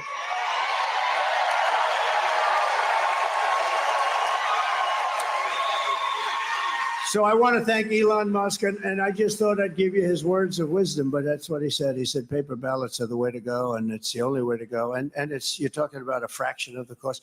And you would have the election determined, solidly determined by 9 o'clock or 10, whatever time you want. They put them in boxes. They seal the boxes. They hand the boxes. Every box has so many. I mean, you would have an accurate count by 9 o'clock, 10 o'clock, or 11 o'clock, whichever hour you chose. And they had that in France. It ended at 10 o'clock. The vote was broadcast. Nobody said, oh, I won or I did. It was, everyone went home. They had a winner and they had a loser. Everybody went home. It's a shame. And we're talking about for a fraction. If you said it costs 10 times more, you should do it. But it costs only about 8% of what they spend for machines that send these results to who knows where. Very, very unfortunate. Very unfortunate. You know, last time we got more votes than any sitting president in the history of our country. But we lost, they say. They say we lost. We're also endorsed by somebody that loves healthy people. He wants to make our country so healthy. And he's a great guy. Now, he wants to make our country. He also has a big thing on the environment. And I'll tell you what, I say, that's okay, but you can't touch our liquid gold, Robert. Bobby Kennedy, Robert F. Kennedy, Jr. Continúa el acto de campaña que está protagonizando Donald Trump desde Rocky Point en Carolina del Norte. Dice que el Partido Republicano en las próximas elecciones va a ser el más votado de la historia del país, que su candidatura va a ser la más votada. También, dice Donald Trump, estaba explicando el funcionamiento del sistema de voto que se cierra en cada estado a una hora diferente. Está explicando cómo funciona y está insistiendo en que la gente que le vota a él es gente honesta y es gente que persigue la verdad. Well, listen, no, we'll watch that. We're going to be very careful with our liquid gold. That's one of the biggest assets we have as a country. We have more liquid gold than anybody, including Saudi Arabia, Russia. Tulsi Gabbard came in, highly respected, a woman of great common sense. And they just gave me the name because I've had great respect, but I didn't know exactly why they had him on. Buzz Aldrin, very respected, the great astronaut, and highly respected. But I thought it was an unusual because we have a lot of people that endorse us. And and you notice the Washington Post and Los Angeles Times and all these papers, they're not endorsing anybody. You know what they're really saying? Because they only endorse Democrats. They're saying, this Democrat's no good. They're no good. And they think I'm doing a great job. They just don't want to say it. Washington and USA Today, congratulations. I just heard USA Today has not endorsed. They said we're not going to endorse. That means that they think she's no good. But Buzz Aldrin's very interesting because great astronaut, but he's not the youngest person in this room, but he's very sound man and great, looks fantastic. What he did is he said, I've never endorsed anybody in my life before, like General Kellogg.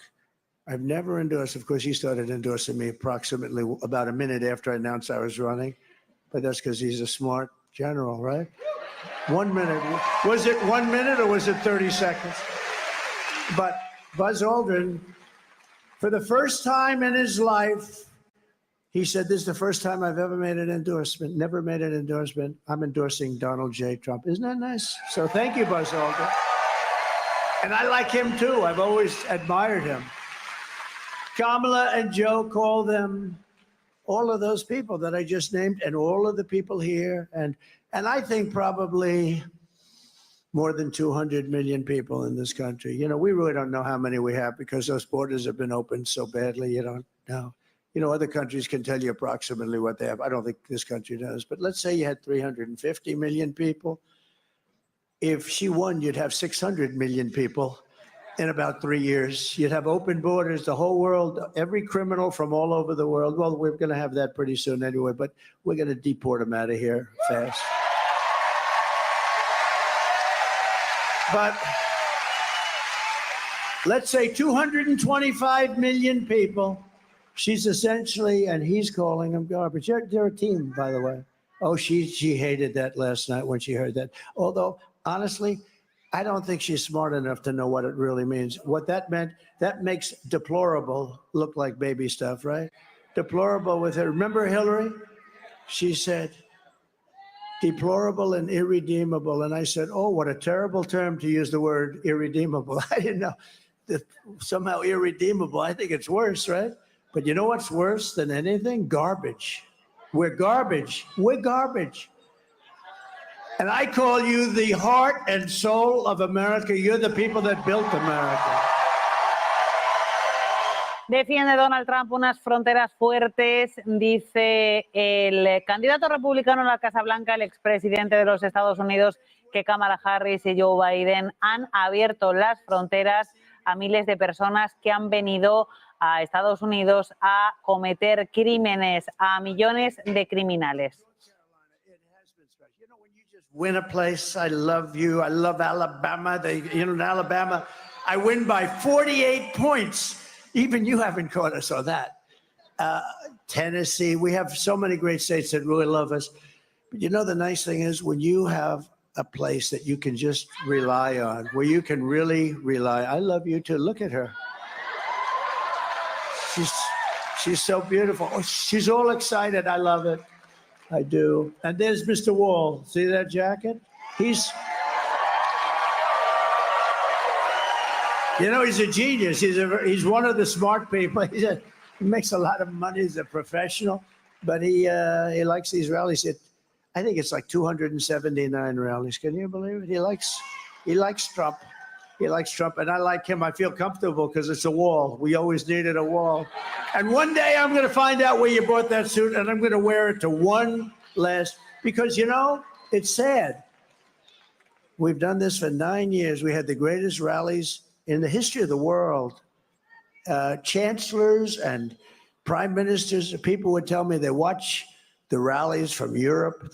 Everybody watches our rallies. Everybody loves our rallies. We never have an empty seat. They try and demean us like that horrible, horrible person that I debated where she said, and people leave early. Nobody leaves early. If I saw them leaving early, you know what I would say? And ladies and gentlemen, thank you very much. And make America great again and not leave. Right?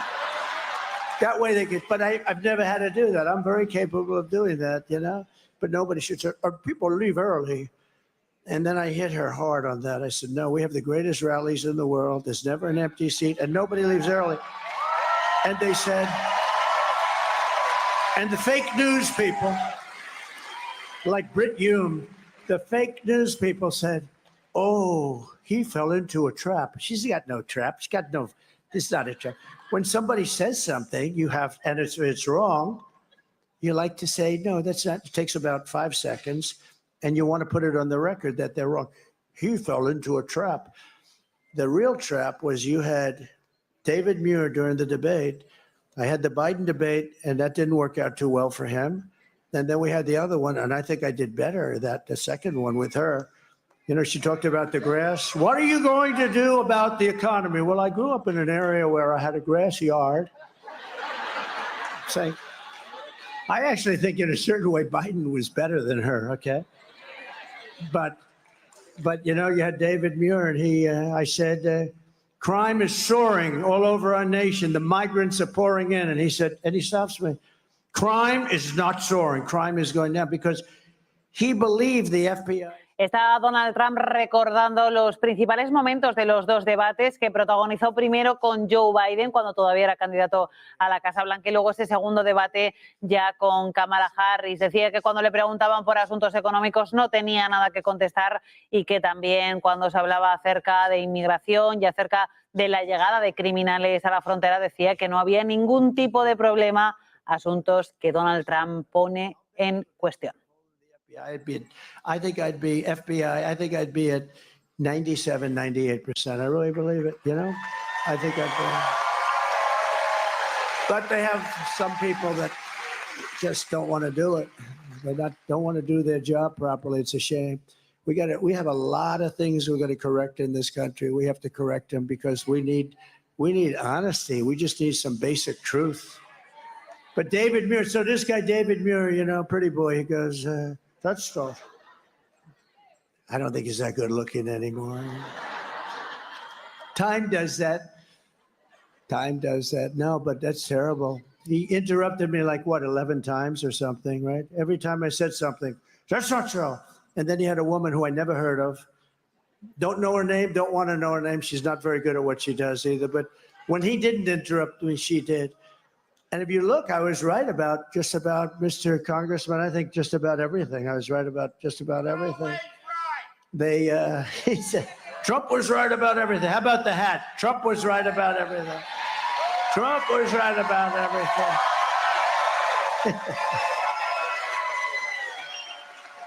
But we've said, now, but think of it. So that must have been the first one. I followed that storm right in.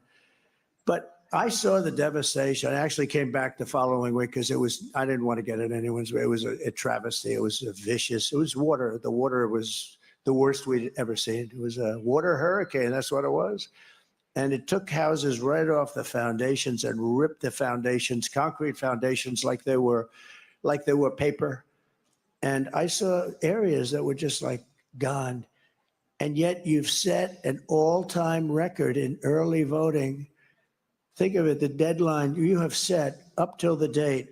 Now, here are people, I'm talking about most of you who come from this area. Some people are coming from outside of North Carolina, but in North Carolina, these are people that have been devastated. They've lost their homes. At a minimum, especially in certain areas, they broke records in every single area. And some of the people, they didn't even have a home anymore. They were living in tents.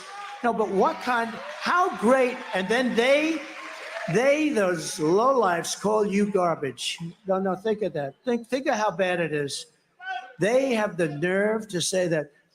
Think of the fact, when we were looking... Decía Donald Trump, refiriéndose a Kamala Harris y a Joe Biden, insistía en que son los peores presidente y vicepresidenta de la historia de Estados Unidos y aseguraba, cuando explicaba ese proceso por el cual Kamala Harris fue finalmente nombrada como candidata demócrata a la Casa Blanca, que el Partido Demócrata tuvo 12 candidatos a los que finalmente descartó y que la eligió a ella, la actual vicepresidenta, por corrección política. Dice que con él en la Casa Blanca finalmente se pondrá fin a la época actual de caos, de histeria que han protagonizado ellos dos, a los que, insiste, son los dos peores presidente y vicepresidenta de la historia del país, por encima, ha insistido, de Jimmy Carter.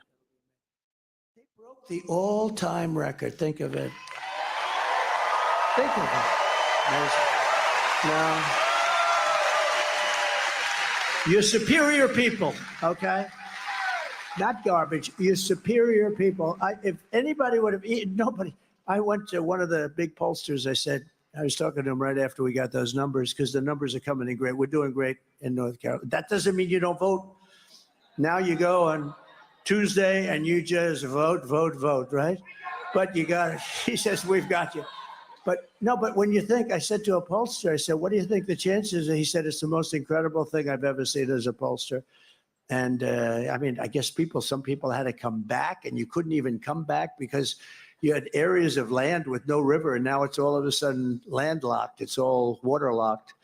I just think it's incredible. I think it's a great tribute to North Carolina, and I'd like to thank you very much. Amazing. It's amazing. You are hardy people. You are hardy people, aren't you? Look, she knows what I'm talking about. She knows what I'm talking about. The deadline for in-person early voting in North Carolina is Saturday, but you can do that, or you just come. You come whenever you want. I'm one that was saying, a lot of people say vote early. That's great. But the main thing is vote. You got to vote. We got to vote. You got to vote. Republicans tend to vote on Election Day, and they like to make sure, I think, that vote goes into a box, somewhere, and then they want to watch where the box goes to. But you got to just vote. And I think we're going to have this is a very important state. We win this state, we're sailing. We're sailing. We win this state, we're sailing. So if you have a ballot, send it in, or get everyone, vote, vote, vote. You're going to vote, and we're going to have record numbers. I think we're heading to record numbers in North Carolina, despite one of the worst hurricanes anyone's ever seen. And I will say this about my competition. They did a horrible job of rescue and help. One of the worst. And I don't even believe it was because it was largely a Republican area. I think they did it because they're incompetent, okay? They did a horrible job, one of the worst jobs since Katrina, but some people say it was a worse job. Nobody's even showing up. You don't even see. And then you learn that they've spent almost $1 billion and they don't have any money for North Carolina because, or Georgia, or a lot of the other states, Florida, Tennessee, South Carolina. I mean, think of it. Georgia got hit. Georgia got hit so hard. But then you find out, and then you listen, and you find out that they don't have any money, FEMA, because they spent their money. FEMA spent money on bringing illegal aliens into our country.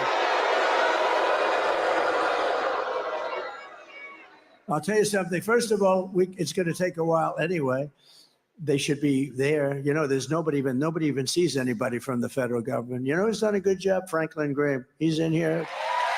He's in here.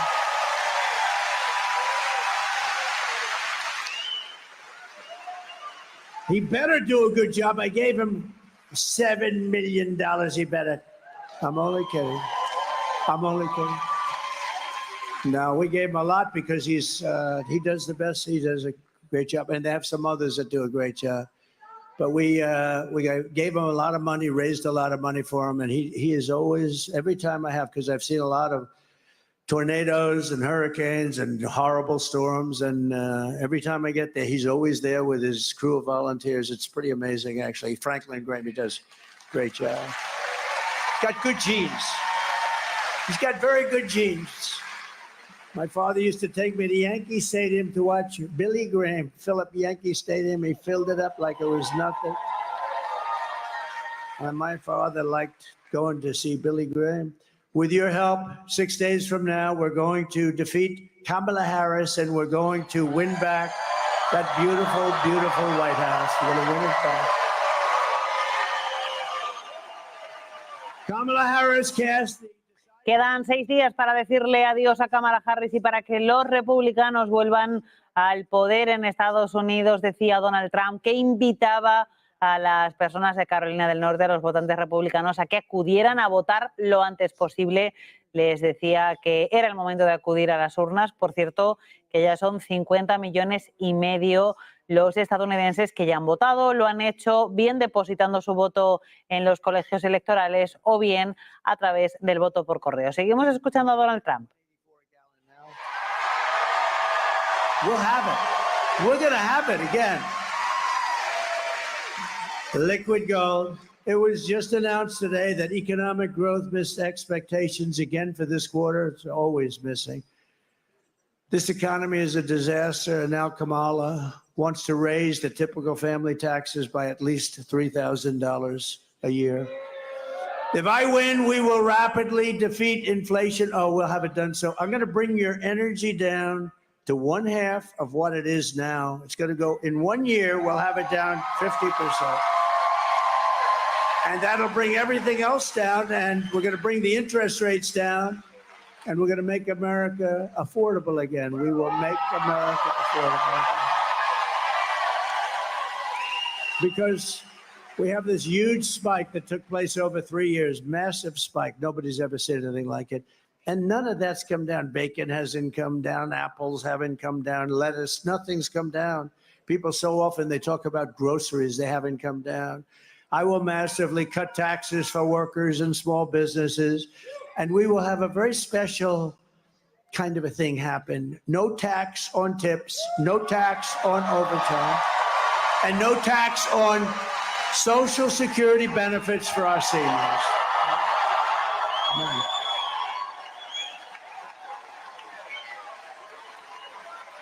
Thank you. No, if you think our seniors, you know, they have a very fixed income, most of them. You know, I'm a senior too. Somebody would say, oh, he's doing that, he has a conflict.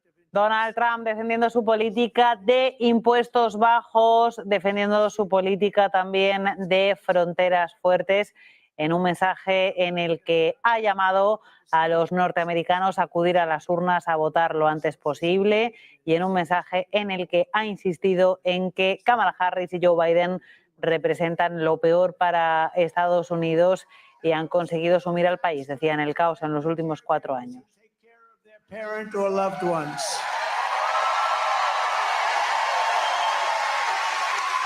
And I said this almost a week ago, and guess what? Last night, Kamala said the same thing. She copied my no tax on tips, but you know what? She's not going to do it.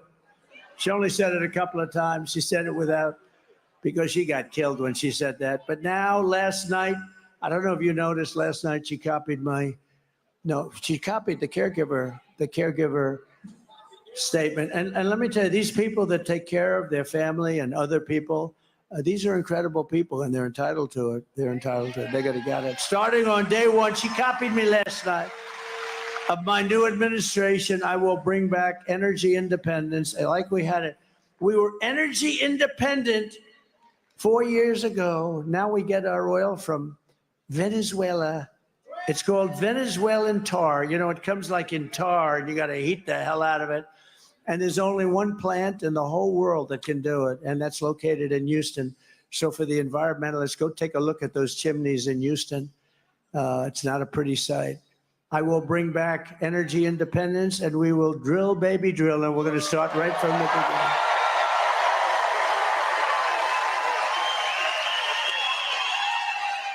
And to get back our millions of jobs that have been lost, we will give our companies the lowest taxes, the lowest energy costs, the lowest regulatory burdens, and free access to the best and biggest market on the planet. That's us.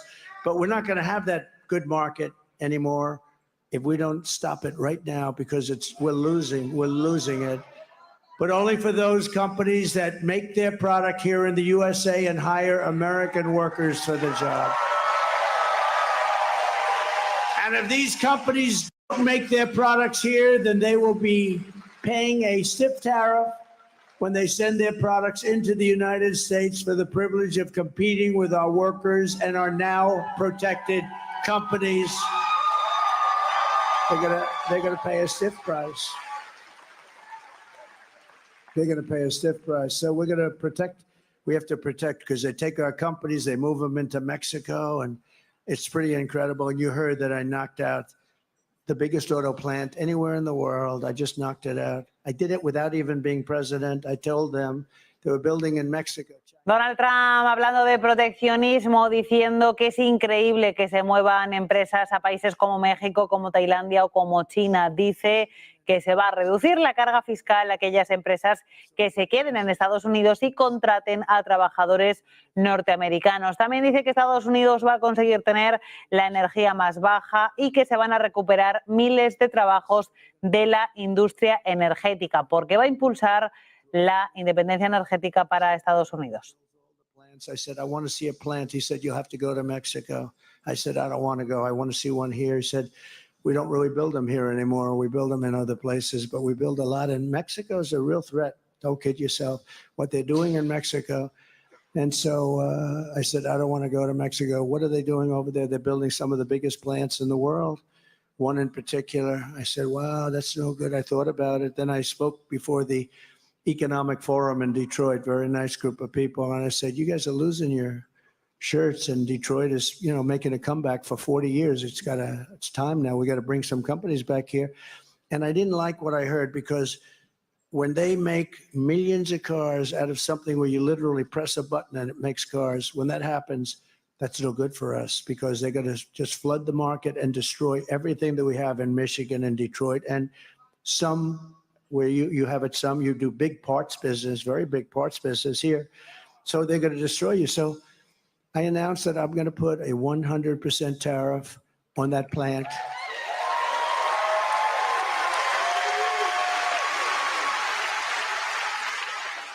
And I saw the man about 2 weeks ago. He was in the audience, the man that builds the plants. And I said, John, could I talk to you for a second? And I pull him aside.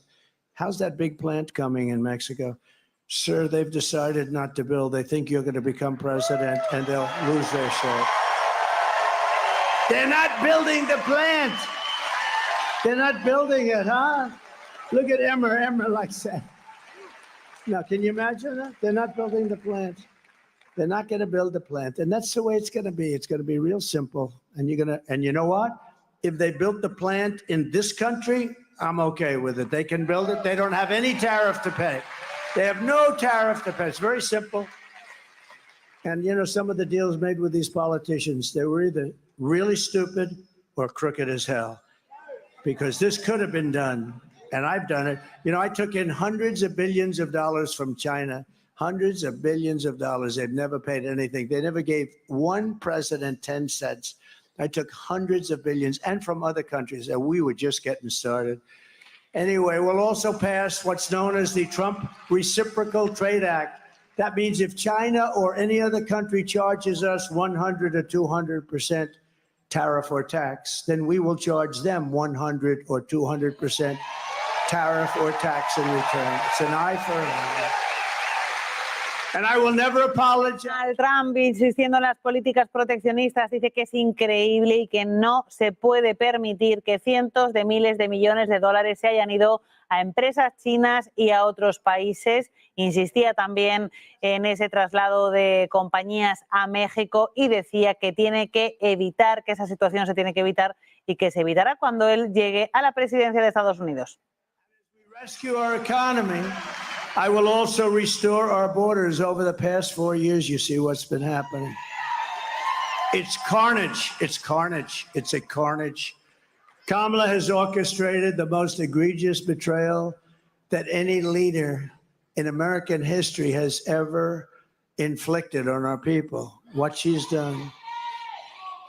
She's violated her oath and eradicated our sovereign border and unleashed an army of migrant gangs who are waging a campaign of violence and terror against the citizens of the United States of America. Kamala has imported criminal migrants from prisons and jails, from insane asylums and mental institutions, the most dangerous anywhere in the world and from all around the world. From Venezuela to Congo, the Congo in Africa, they're sending us large numbers of prisoners from the Congo in Africa. Congratulations. Welcome to the United States. They're coming from the Middle East. They're coming from all over. They're coming from Europe. They're coming from Asia. And a lot are coming from South America, but not all. They're coming from all over the world. They're emptying their prisons into the United States. They're emptying their mental institutions into the United States. They're going to be empty very soon. And you know what's happened to their crime rates in places like Venezuela? Whoa, way down. They've taken their street gangs and they brought them into the United States. And they said, if you ever come back, you will die. We're going to kill you. That's what they tell them. So these are including savage criminals who assault, rape, and murder our women, our girls. What they do to our families is outrageous. And my people told me, please, please don't say you're going to protect women. Women don't want you to say that. I said, really? Why? This is my geniuses. These are the people we pay all this money to give you political advice. I said, why? Women don't want to be protected, sir. I said, really? I don't think so. They want to be attacked by MS-13. Is that what they want? They want MS-13 to go in and knock their door down and do bad things? No, I don't think so. I think women, I'm going to protect the women, I'm going to protect the children, and I'm going to protect the men. I'm going to protect everybody from these animals that have been unleashed into our country and from foreign powers. Look, I mean, is there any woman in the audience, please, that does not seek protection? Please raise your hand. Is there any woman in the audience that wants to be protected?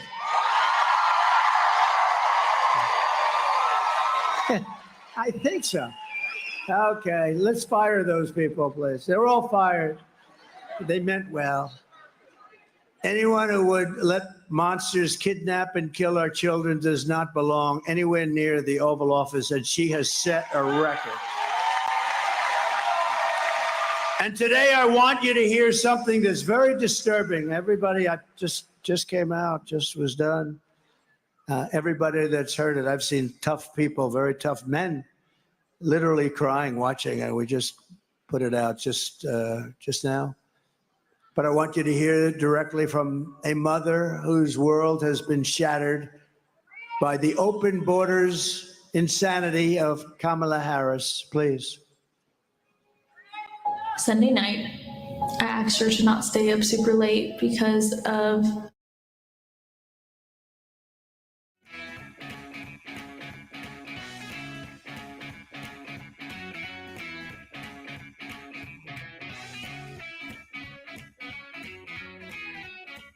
Como estamos escuchando, Donald Trump en contraposición ha dicho a la política de apertura de fronteras de Kamala Harris, ha querido centrarse en la protección de la mujer. Voy a proteger a las mujeres, a los niños y a los hombres, ha dicho momentos antes de centrarse luego en la apertura de fronteras por parte de Kamala Harris, dice por parte de los demócratas en este caso, y centrándose luego en esa política migratoria que quiere tener el Partido Republicano.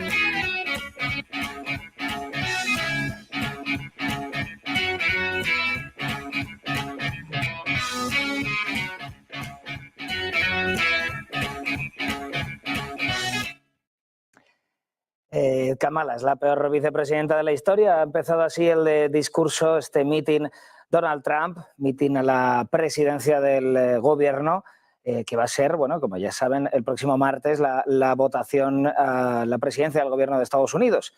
La era dorada está por llegar, ha dicho Donald Trump, justamente en contraposición a estos años de gobierno demócrata. Volvemos a escuchar este mitin de Donald Trump. They don't know anything about him. They just let him pour into our country. It's incredible. Now she's sort of stopped it by doing just a little bit because she was getting killed in the polls. And if they ever won, they would open those borders and you would have millions and millions more people come in, and there'd be criminals. If I ran one of the countries that we're talking about, and over the last few months, it was 181 different countries. Most people don't even know there are that many. There are actually more. 181 countries were represented, and they're letting their criminals and their jails and everything into our country. They're destroying our country. They're destroying our country. And we can't take it any longer. We have to change. We have to change immediately. I think it's the biggest problem. I think it's bigger than the economy. I think it's bigger than inflation. Because they're ruining the fabric of our country. You're not going to be able to walk out of your house no matter where you live. If you're in a farm, they're flying people in with the big Boeing jets, the biggest ones, and they're taking hundreds of them in. They're landing in the Midwest and all over the place. They're flying them right over the border. They're sick. The day I take the oath of office, the migrant invasion ends and the restoration of our country begins. The savages charge with brutalizing and murdering precious Jocelyn are members of the same vicious Venezuelan prison gang, Tren de Aragua, that's taking over apartment complexes and unleashing a violent killing spree all over America. You've read about them in Colorado, Aurora, Colorado. They've taken over complexes. They've taken them away from landlords. They've told people to get out. They've told the people, you pay us the rent from now on. You don't pay it to a landlord. You don't pay it to a property owner. You pay it to us. They've even taken over Times Square. Take a look. Open borders, deadly consequences. Border crisis, record high.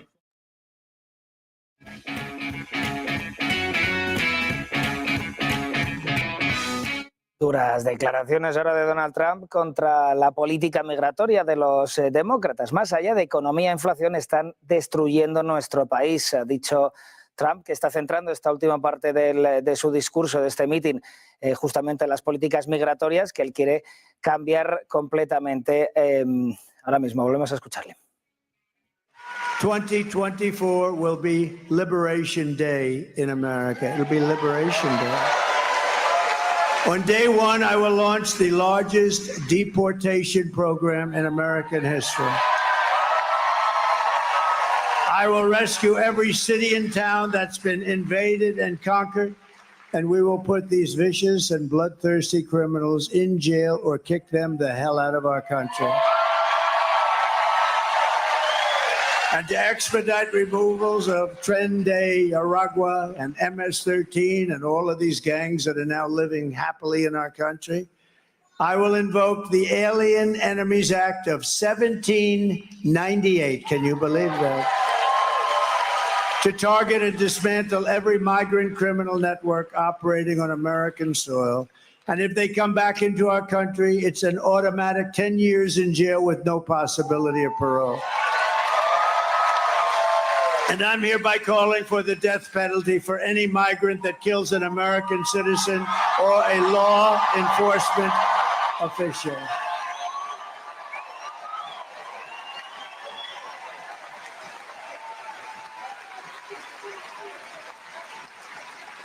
And I will immediately ban all sanctuary cities in the United States of America. With their open borders, they're going to destroy your Social Security and Medicare. They're going to destroy our health care. Será la mayor deportación de la historia, ha dicho Donald Trump, justamente hablando de la ley, invocando esa ley, no es la primera vez que lo hace, de 1798, ley de extranjería, la más fuerte que ha habido en la historia de Estados Unidos y con la que quiere justamente tener la mayor política de deportación de la historia del país. Duras palabras contra los inmigrantes de Donald Trump. Seguimos escuchándole. To gamble with the lives of millions and millions of people. She would get us into World War III because she is too grossly incompetent to do the job, and then all of your sons and daughters will end up getting draft notices. They'll come, Mommy, Daddy, what does this mean? Son, even daughter, that means that you're going to be drafted to fight in a war against a country that you've never heard of.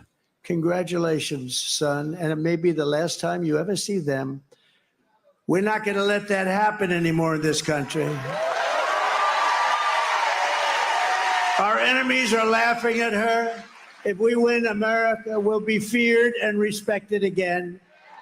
On issue after issue, Kamala broke it, and I will fix it, and I'll fix it quickly.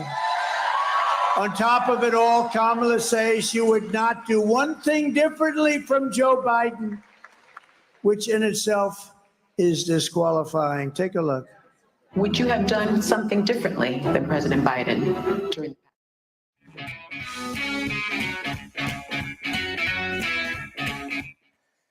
Inmigración ha sido el último tema del que ha hablado Donald Trump, hablando de esa regulación, invocando la ley de 1798 de extranjería. Va a ser la mayor deportación de la historia, ha llegado a decir el candidato republicano, pero no ha sido el único tema del que ha tratado hoy Trump en este mitin. Está hablando, bueno, la era dorada de Estados Unidos está por llegar, ha estado diciendo también, hablando un poco de la guerra comercial contra China, también uno de los que van a ser los puntos más importantes de la campaña de Donald Trump, refiriéndose también al cruce de palabras que está habiendo ahora mismo entre demócratas y republicanos. Ha llegado a decir, es increíble que Harris utilice la palabra nazi. Justamente ahora, por el otro lado, ahora la escucharemos, Kamala Harris está queriendo un poco rebajar este tono que estamos viendo en los últimos días, pero volvemos a escuchar a Trump. Thank you, Tom. And another great friend is Byron Donalds. He's fantastic. He's fantastic.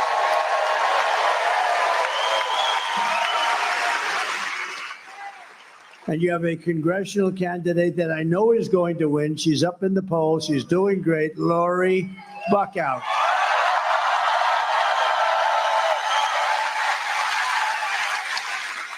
She's fantastic. And she's got my complete and total endorsement. And somebody that is a star, well, I'll let you know that on the 6th. Is that okay? But I think he's a star. North Carolina GOP Chair Jason Simmons. Jason, thank you. Great.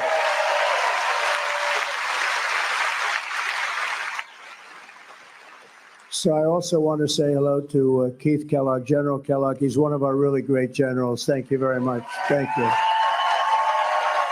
Thank you, Keith. Been with me right from the beginning, right? From day one. And my son-in-law, Michael. Michael is a fantastic young guy. I have to introduce him. Thank you, Michael. Thank you very much. Thank you, Michael. I also want to send our prayers to everyone in North Carolina and other states still recovering from the hurricanes. If I win, we will get them and we will support you. You know, on January 20th, it's not too far away anymore. January 20th is when you take office. We'll have people here so much you will say, please, we got too many people. Get them out of here. We have too many people. We had great success with FEMA. And if you know, it would be amazing. It's been acknowledged that the hurricane rescue effort and rebuilding effort is the worst that we've just about ever seen, outside of maybe Katrina, but I think it's worse. There's nobody even here, and the devastation is incredible. And how the hell could you vote for somebody that's in charge of it, right? So I don't think you're going to vote for Kamala. Here are the facts. Kamala is a radical left Marxist, rated even worse than crazy Bernie Sanders or Pocahontas herself. She destroyed our economy. She was an original creator of defund the police movement, and anybody who wants to defund the police for even 1 week or 1 day is not worthy of being president of the United States. Kamala vowed to abolish ICE, our great heroes of ICE. As California Attorney General, she redefined child sex trafficking, assault with a deadly weapon, and rape of an unconscious person as totally nonviolent crimes. She pledged to confiscate your guns and endorsed a total ban on handgun ownership. Would anybody in North Carolina want to give up your guns quietly? Oh.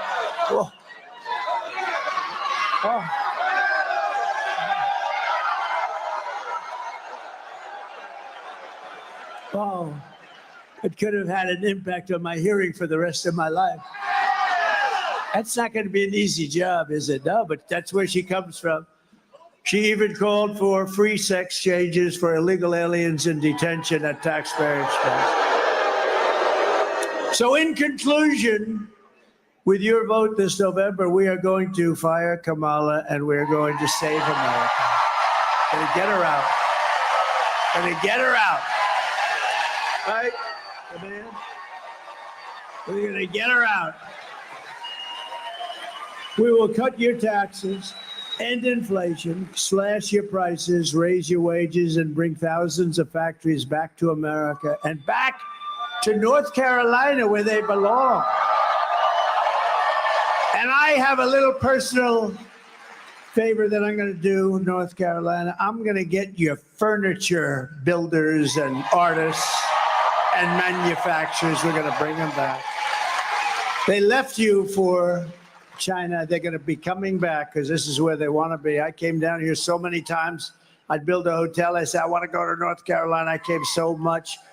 I'd say, no, I like the arm to be a little bit on that chair, a little bing, bing, bing, bing. These guys were so good.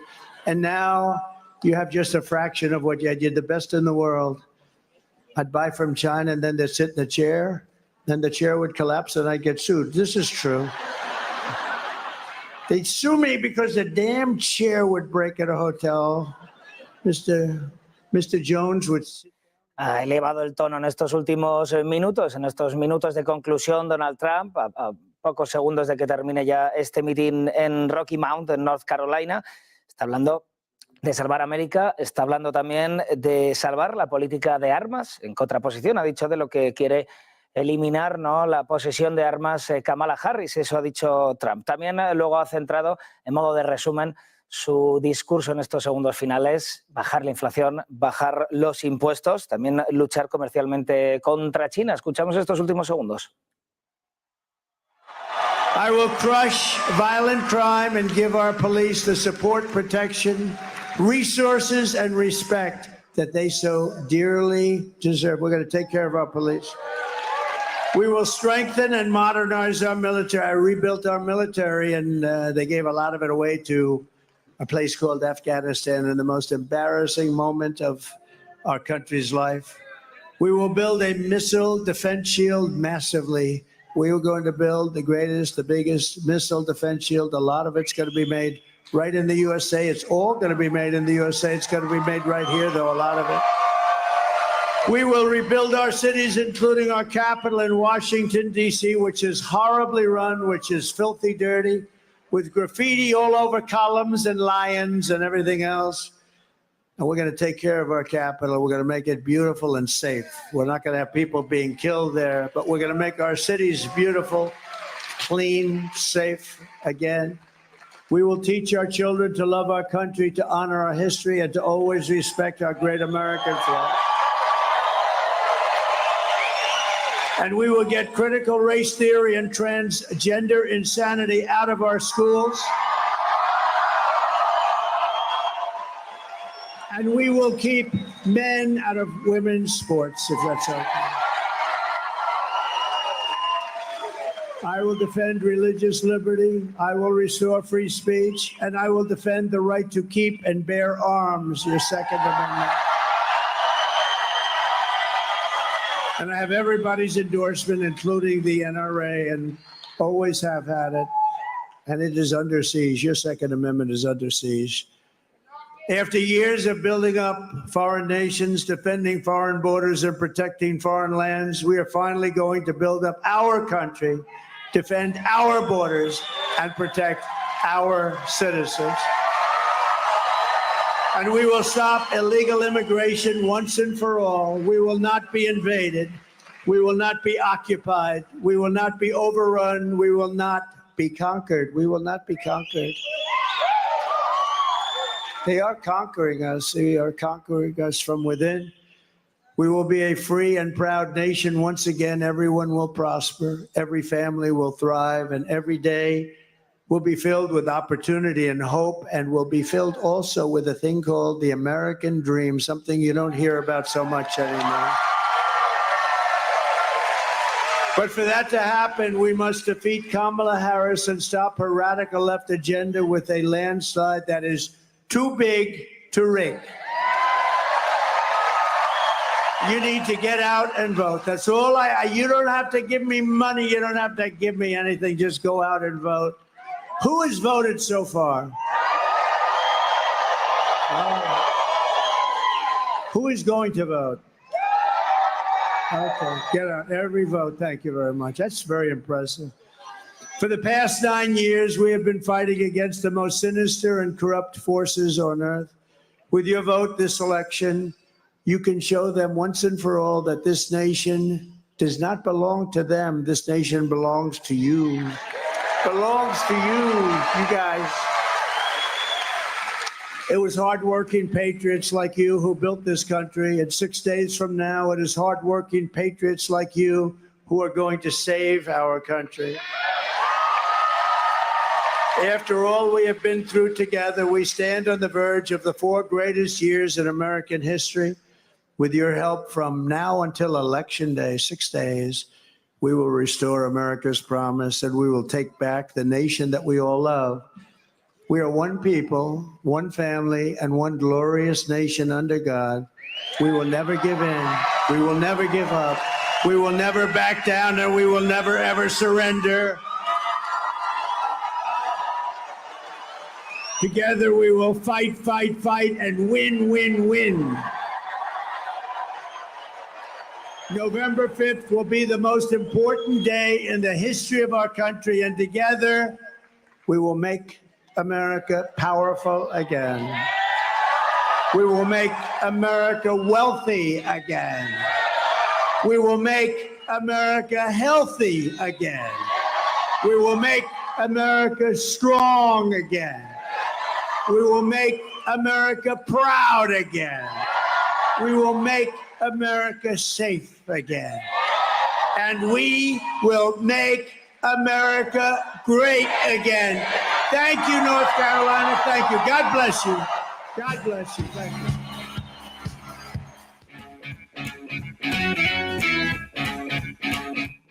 Acaba de terminar ese último meeting en Rocky Mount, en North Carolina, de Donald Trump, arengando a las masas, sobre todo pidiéndoles que vayan a votar en un estado tan importante. Haremos Estados Unidos o América poderosa de nuevo, saludable de nuevo, fuerte de nuevo, grande de nuevo. Hemos escuchado en esa última parte, como decíamos, elevando también un poco el discurso. No seremos conquistados, ha dicho, en relación a las políticas migratorias, que están siendo también uno de los ejes principales de su campaña.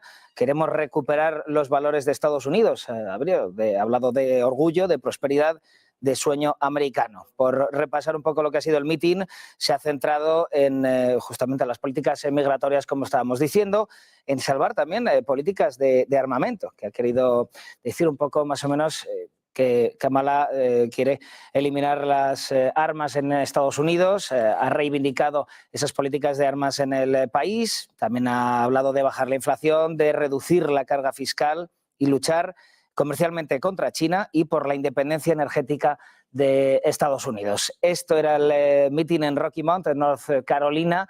Dentro de unas horas habrá otro en un estado clave en Estados Unidos, en Wisconsin, pero ahora vamos a pasar a escuchar a Karine Jean-Pierre, es secretaria de prensa de la Casa Blanca.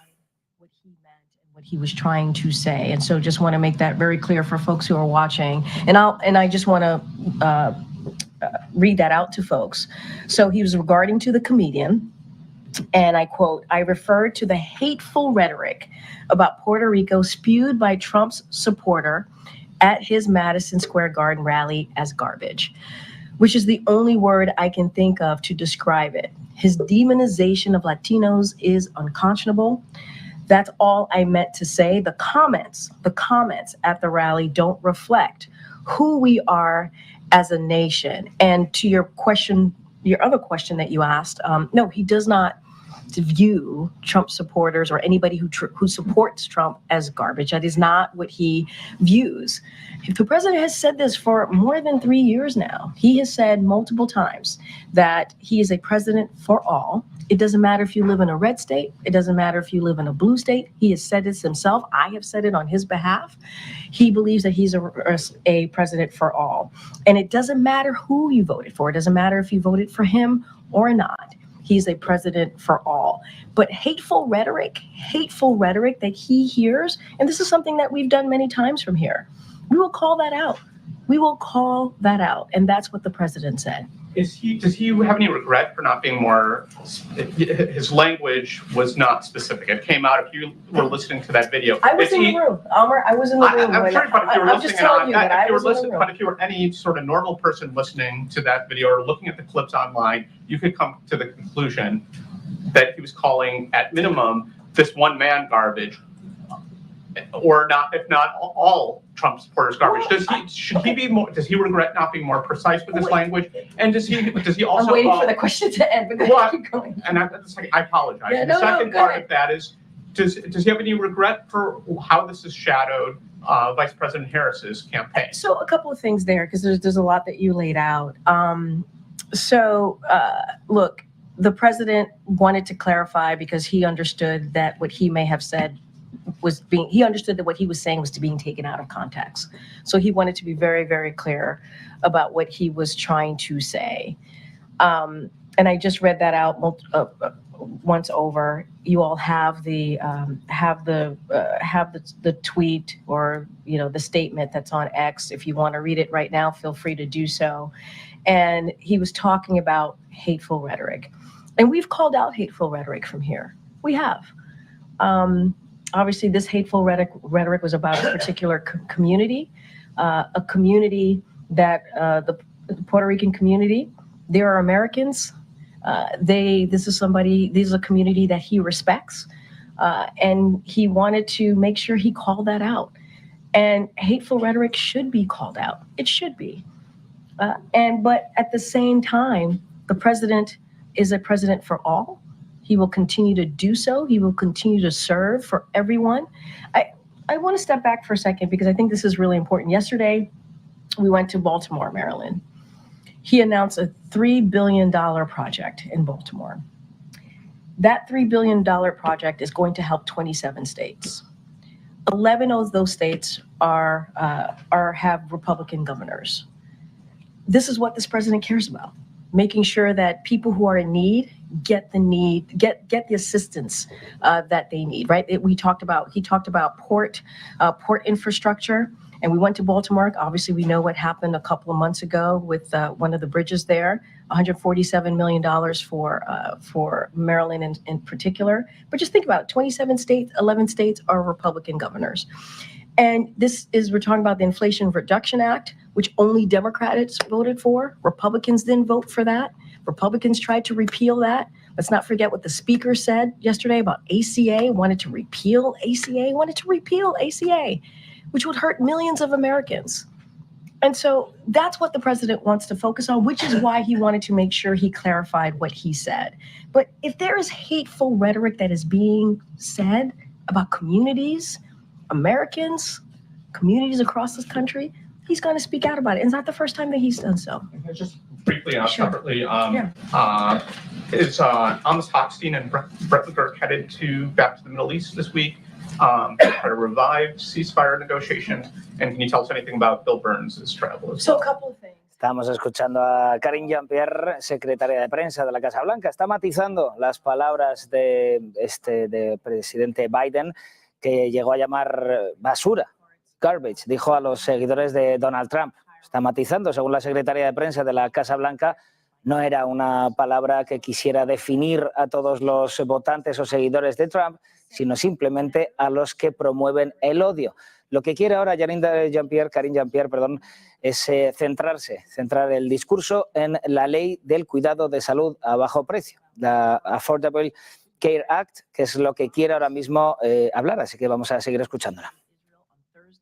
To engage on a range of issues, including Gaza, Lebanon, hostages, Iran, and border regional matters as well. In all of these engagement, you will see that the U.S. will reaffirm its ironclad commitment to Israel's security, its warning against any further direct military attacks by Iran against Israel, and its support for de-escalation backed by deterrence in the region more broadly. And that's the engagement that you will see from this administration over the next couple of days. Okay, Celine.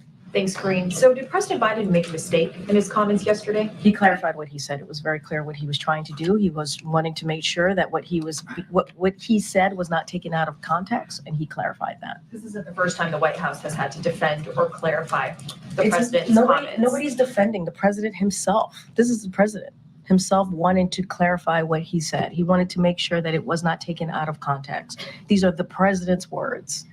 Nobody here is defending. We are laying out what the president said himself, and he wanted to clarify that. So those comments were made as the vice president was speaking about unity at the Ellipse last night.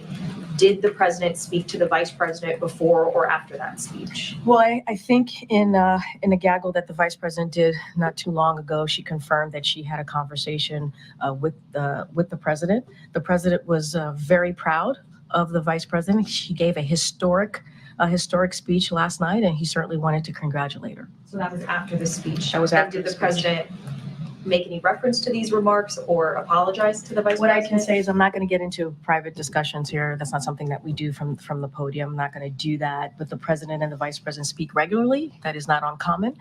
She is the vice president. He is the president. So obviously they have direct communications pretty often. And he did have a conversation last night because he was proud of her historic speech, and he wanted to congratulate her. And again, they speak regularly. And did you or anybody else speak to the president last night to seek clarification by what he meant once realizing it was being taken out of context? I was in the room when he delivered his remarks last night and during the live stream. And what I can say is he himself wanted to make sure that there was clarity. Karine Jean-Pierre sigue hablando con los periodistas que están centrando todas sus preguntas en esas palabras de ayer de Joe Biden, que llamó basura, garbage, a los seguidores de Trump. Según lo que ha explicado ahora Karine Jean-Pierre, secretaria de prensa de la Casa Blanca, no era todos los seguidores del expresidente, el candidato republicano, no era todos los seguidores de Trump, sino solo a los que promueven el odio. Ella está queriendo cambiar de tema. Los periodistas le siguen preguntando. La última pregunta ha sido si han hablado, si sabe si han hablado sobre este tema el actual presidente, Joe Biden, y la actual vicepresidenta y próxima candidata a la presidencia, Kamala Harris. Ha dicho que no hace falta, pero que Biden sigue estando muy orgulloso de su vicepresidenta y actual candidata demócrata. Seguimos escuchándolo. Was the president reading from a script? It looked like he was reading from notes. Were those comments written out for him in some form? Okay. No, I'm sorry. Go ahead. No. Finish. I want you to finish your statement. I'm sorry. I was just, it would be useful to know whether there was, a prepared remark that he was reading from, and if so, whether that should have been changed or whether he was ad libbing. A couple of things. I'm not going to get into specific here. It's not unusual for a president or the vice president or any elected official to have notes in front of them when they're speaking to a crowd or to a group of people. That is not unusual. What I can say is the president wanted to make sure that his words were not being taken out of context. And so he wanted to clarify, and that's what you heard from the president. He was very aware. And I would say, I think it's really important that you have a president that cares about clarifying what they said. And that's what you see from this president. He took it upon himself to clarify what he said. And I think that says a lot about who Joe Biden is, that he wanted to make sure it was clear that he was talking about the comedian and the hateful rhetoric that was coming from this comedian just a couple of days ago. There have been a lot of comparisons made to the Hillary Clinton remark using the word deplorables. Has the president indicated to you any concern that this one comment that he has clarified now could have similar reverberations to that previous comment? I mean, he was certainly active in politics then and was aware of the impact that had. I'm not going to go back and litigate 2016. I'm just not going to do that from here. He was not speaking about Trump supporters. He was not as a whole. He was not speaking about people who support a different candidate. That is not what he was doing. And he clarified that in his statement last night. That was not his intent. He wanted to be very clear about that. Hence, again, why he said he was speaking about comments that were made by the comedian. And let's not forget, we can't forget, what we heard was the demonization of Latinos. That's what we heard of a community. By the way, and I know you all know this, Puerto Ricans are Americans. He wanted to make sure that, we speak out against hateful rhetoric. It's important to do that. Was he talking about Trump supporters? Absolutely not. As a whole, absolutely not. I just have a Sure. So the president of, who was just here visiting President Biden, said that he thought that there could be some movement on a Lebanon ceasefire within 1 to 2 weeks. He said that he had discussed this matter with President Biden. I wonder if you can give us a sort of an indication of whether you think that is also true, that there could be a ceasefire in Lebanon within 1 to 2 weeks. And if you could just comment on Israel's ban of UNRWA and whether you think that's helpful for the process. So look, we're going to remain committed to reaching a diplomatic resolution here to end the conflict along the blue line, which will allow Israelis and also Lebanese civilians on both sides to return to their homes. And this is something that we've been pretty consistent about, and we're going to continue to have certainly that commitment to have diplomatic resolution to end what we're seeing along the blue line. Look, and we're also been very consistent to not negotiating certainly in public.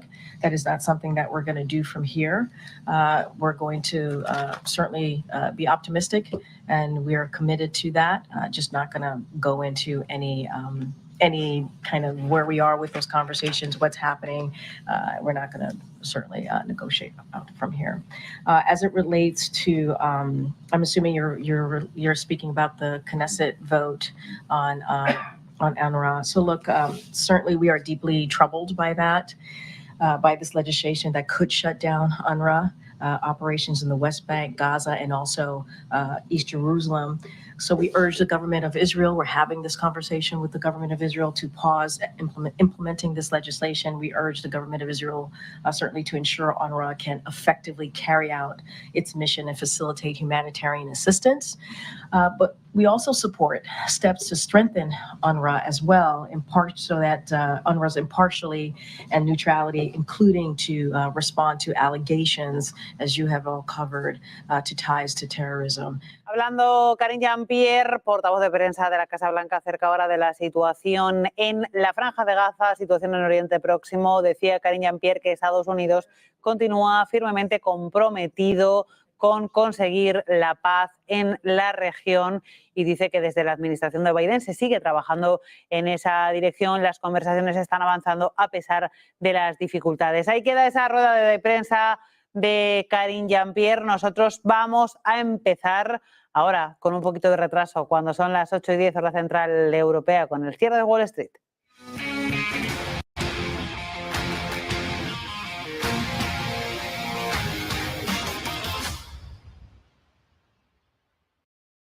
Y empezamos mirando pantallas, mirando índices de renta variable, cuando quedan 40 minutos para que termine la cotización de los índices norteamericanos, en una jornada de indefinición y de signo mixto, con los índices pendientes de la temporada de resultados. Ayer al cierre presentó Alphabet unas cuentas que gustaron mucho al mercado y que dispararon a la compañía. Hoy continuaremos con compañías del sector, como es el caso de Meta. Se lo vamos a contar aquí, esos resultados cuando los tengamos. En tiempo real, índices de renta variable estadounidenses, como decimos, mostrando indefinición. Un Nasdaq que retrocede un 0,19 y cotiza en los 18.677 puntos. Un Standard & Poor's 500 que recorta un 0,12 y cotiza en los 5.825 puntos. Y un Dow Jones que está plano en los 42.231 puntos. Estaba liderando ganancias hasta ahora. Alphabet, la compañía, la matriz de Google, cotiza en tiempo real y lo hace con avances del 4,2% hasta los $176,84. Y si miramos a otras compañías del sector, vamos a ver cómo está cotizando antes de presentar resultados Meta. Vemos cómo la compañía experimenta un mínimo recorte del 0,28 y cotiza en los $591. Amazon, que también rinde cuentas, está subiendo en su caso un 1,39, caídas del nivel similar para Apple, que cotiza con una corrección del 1,3, o para Nvidia,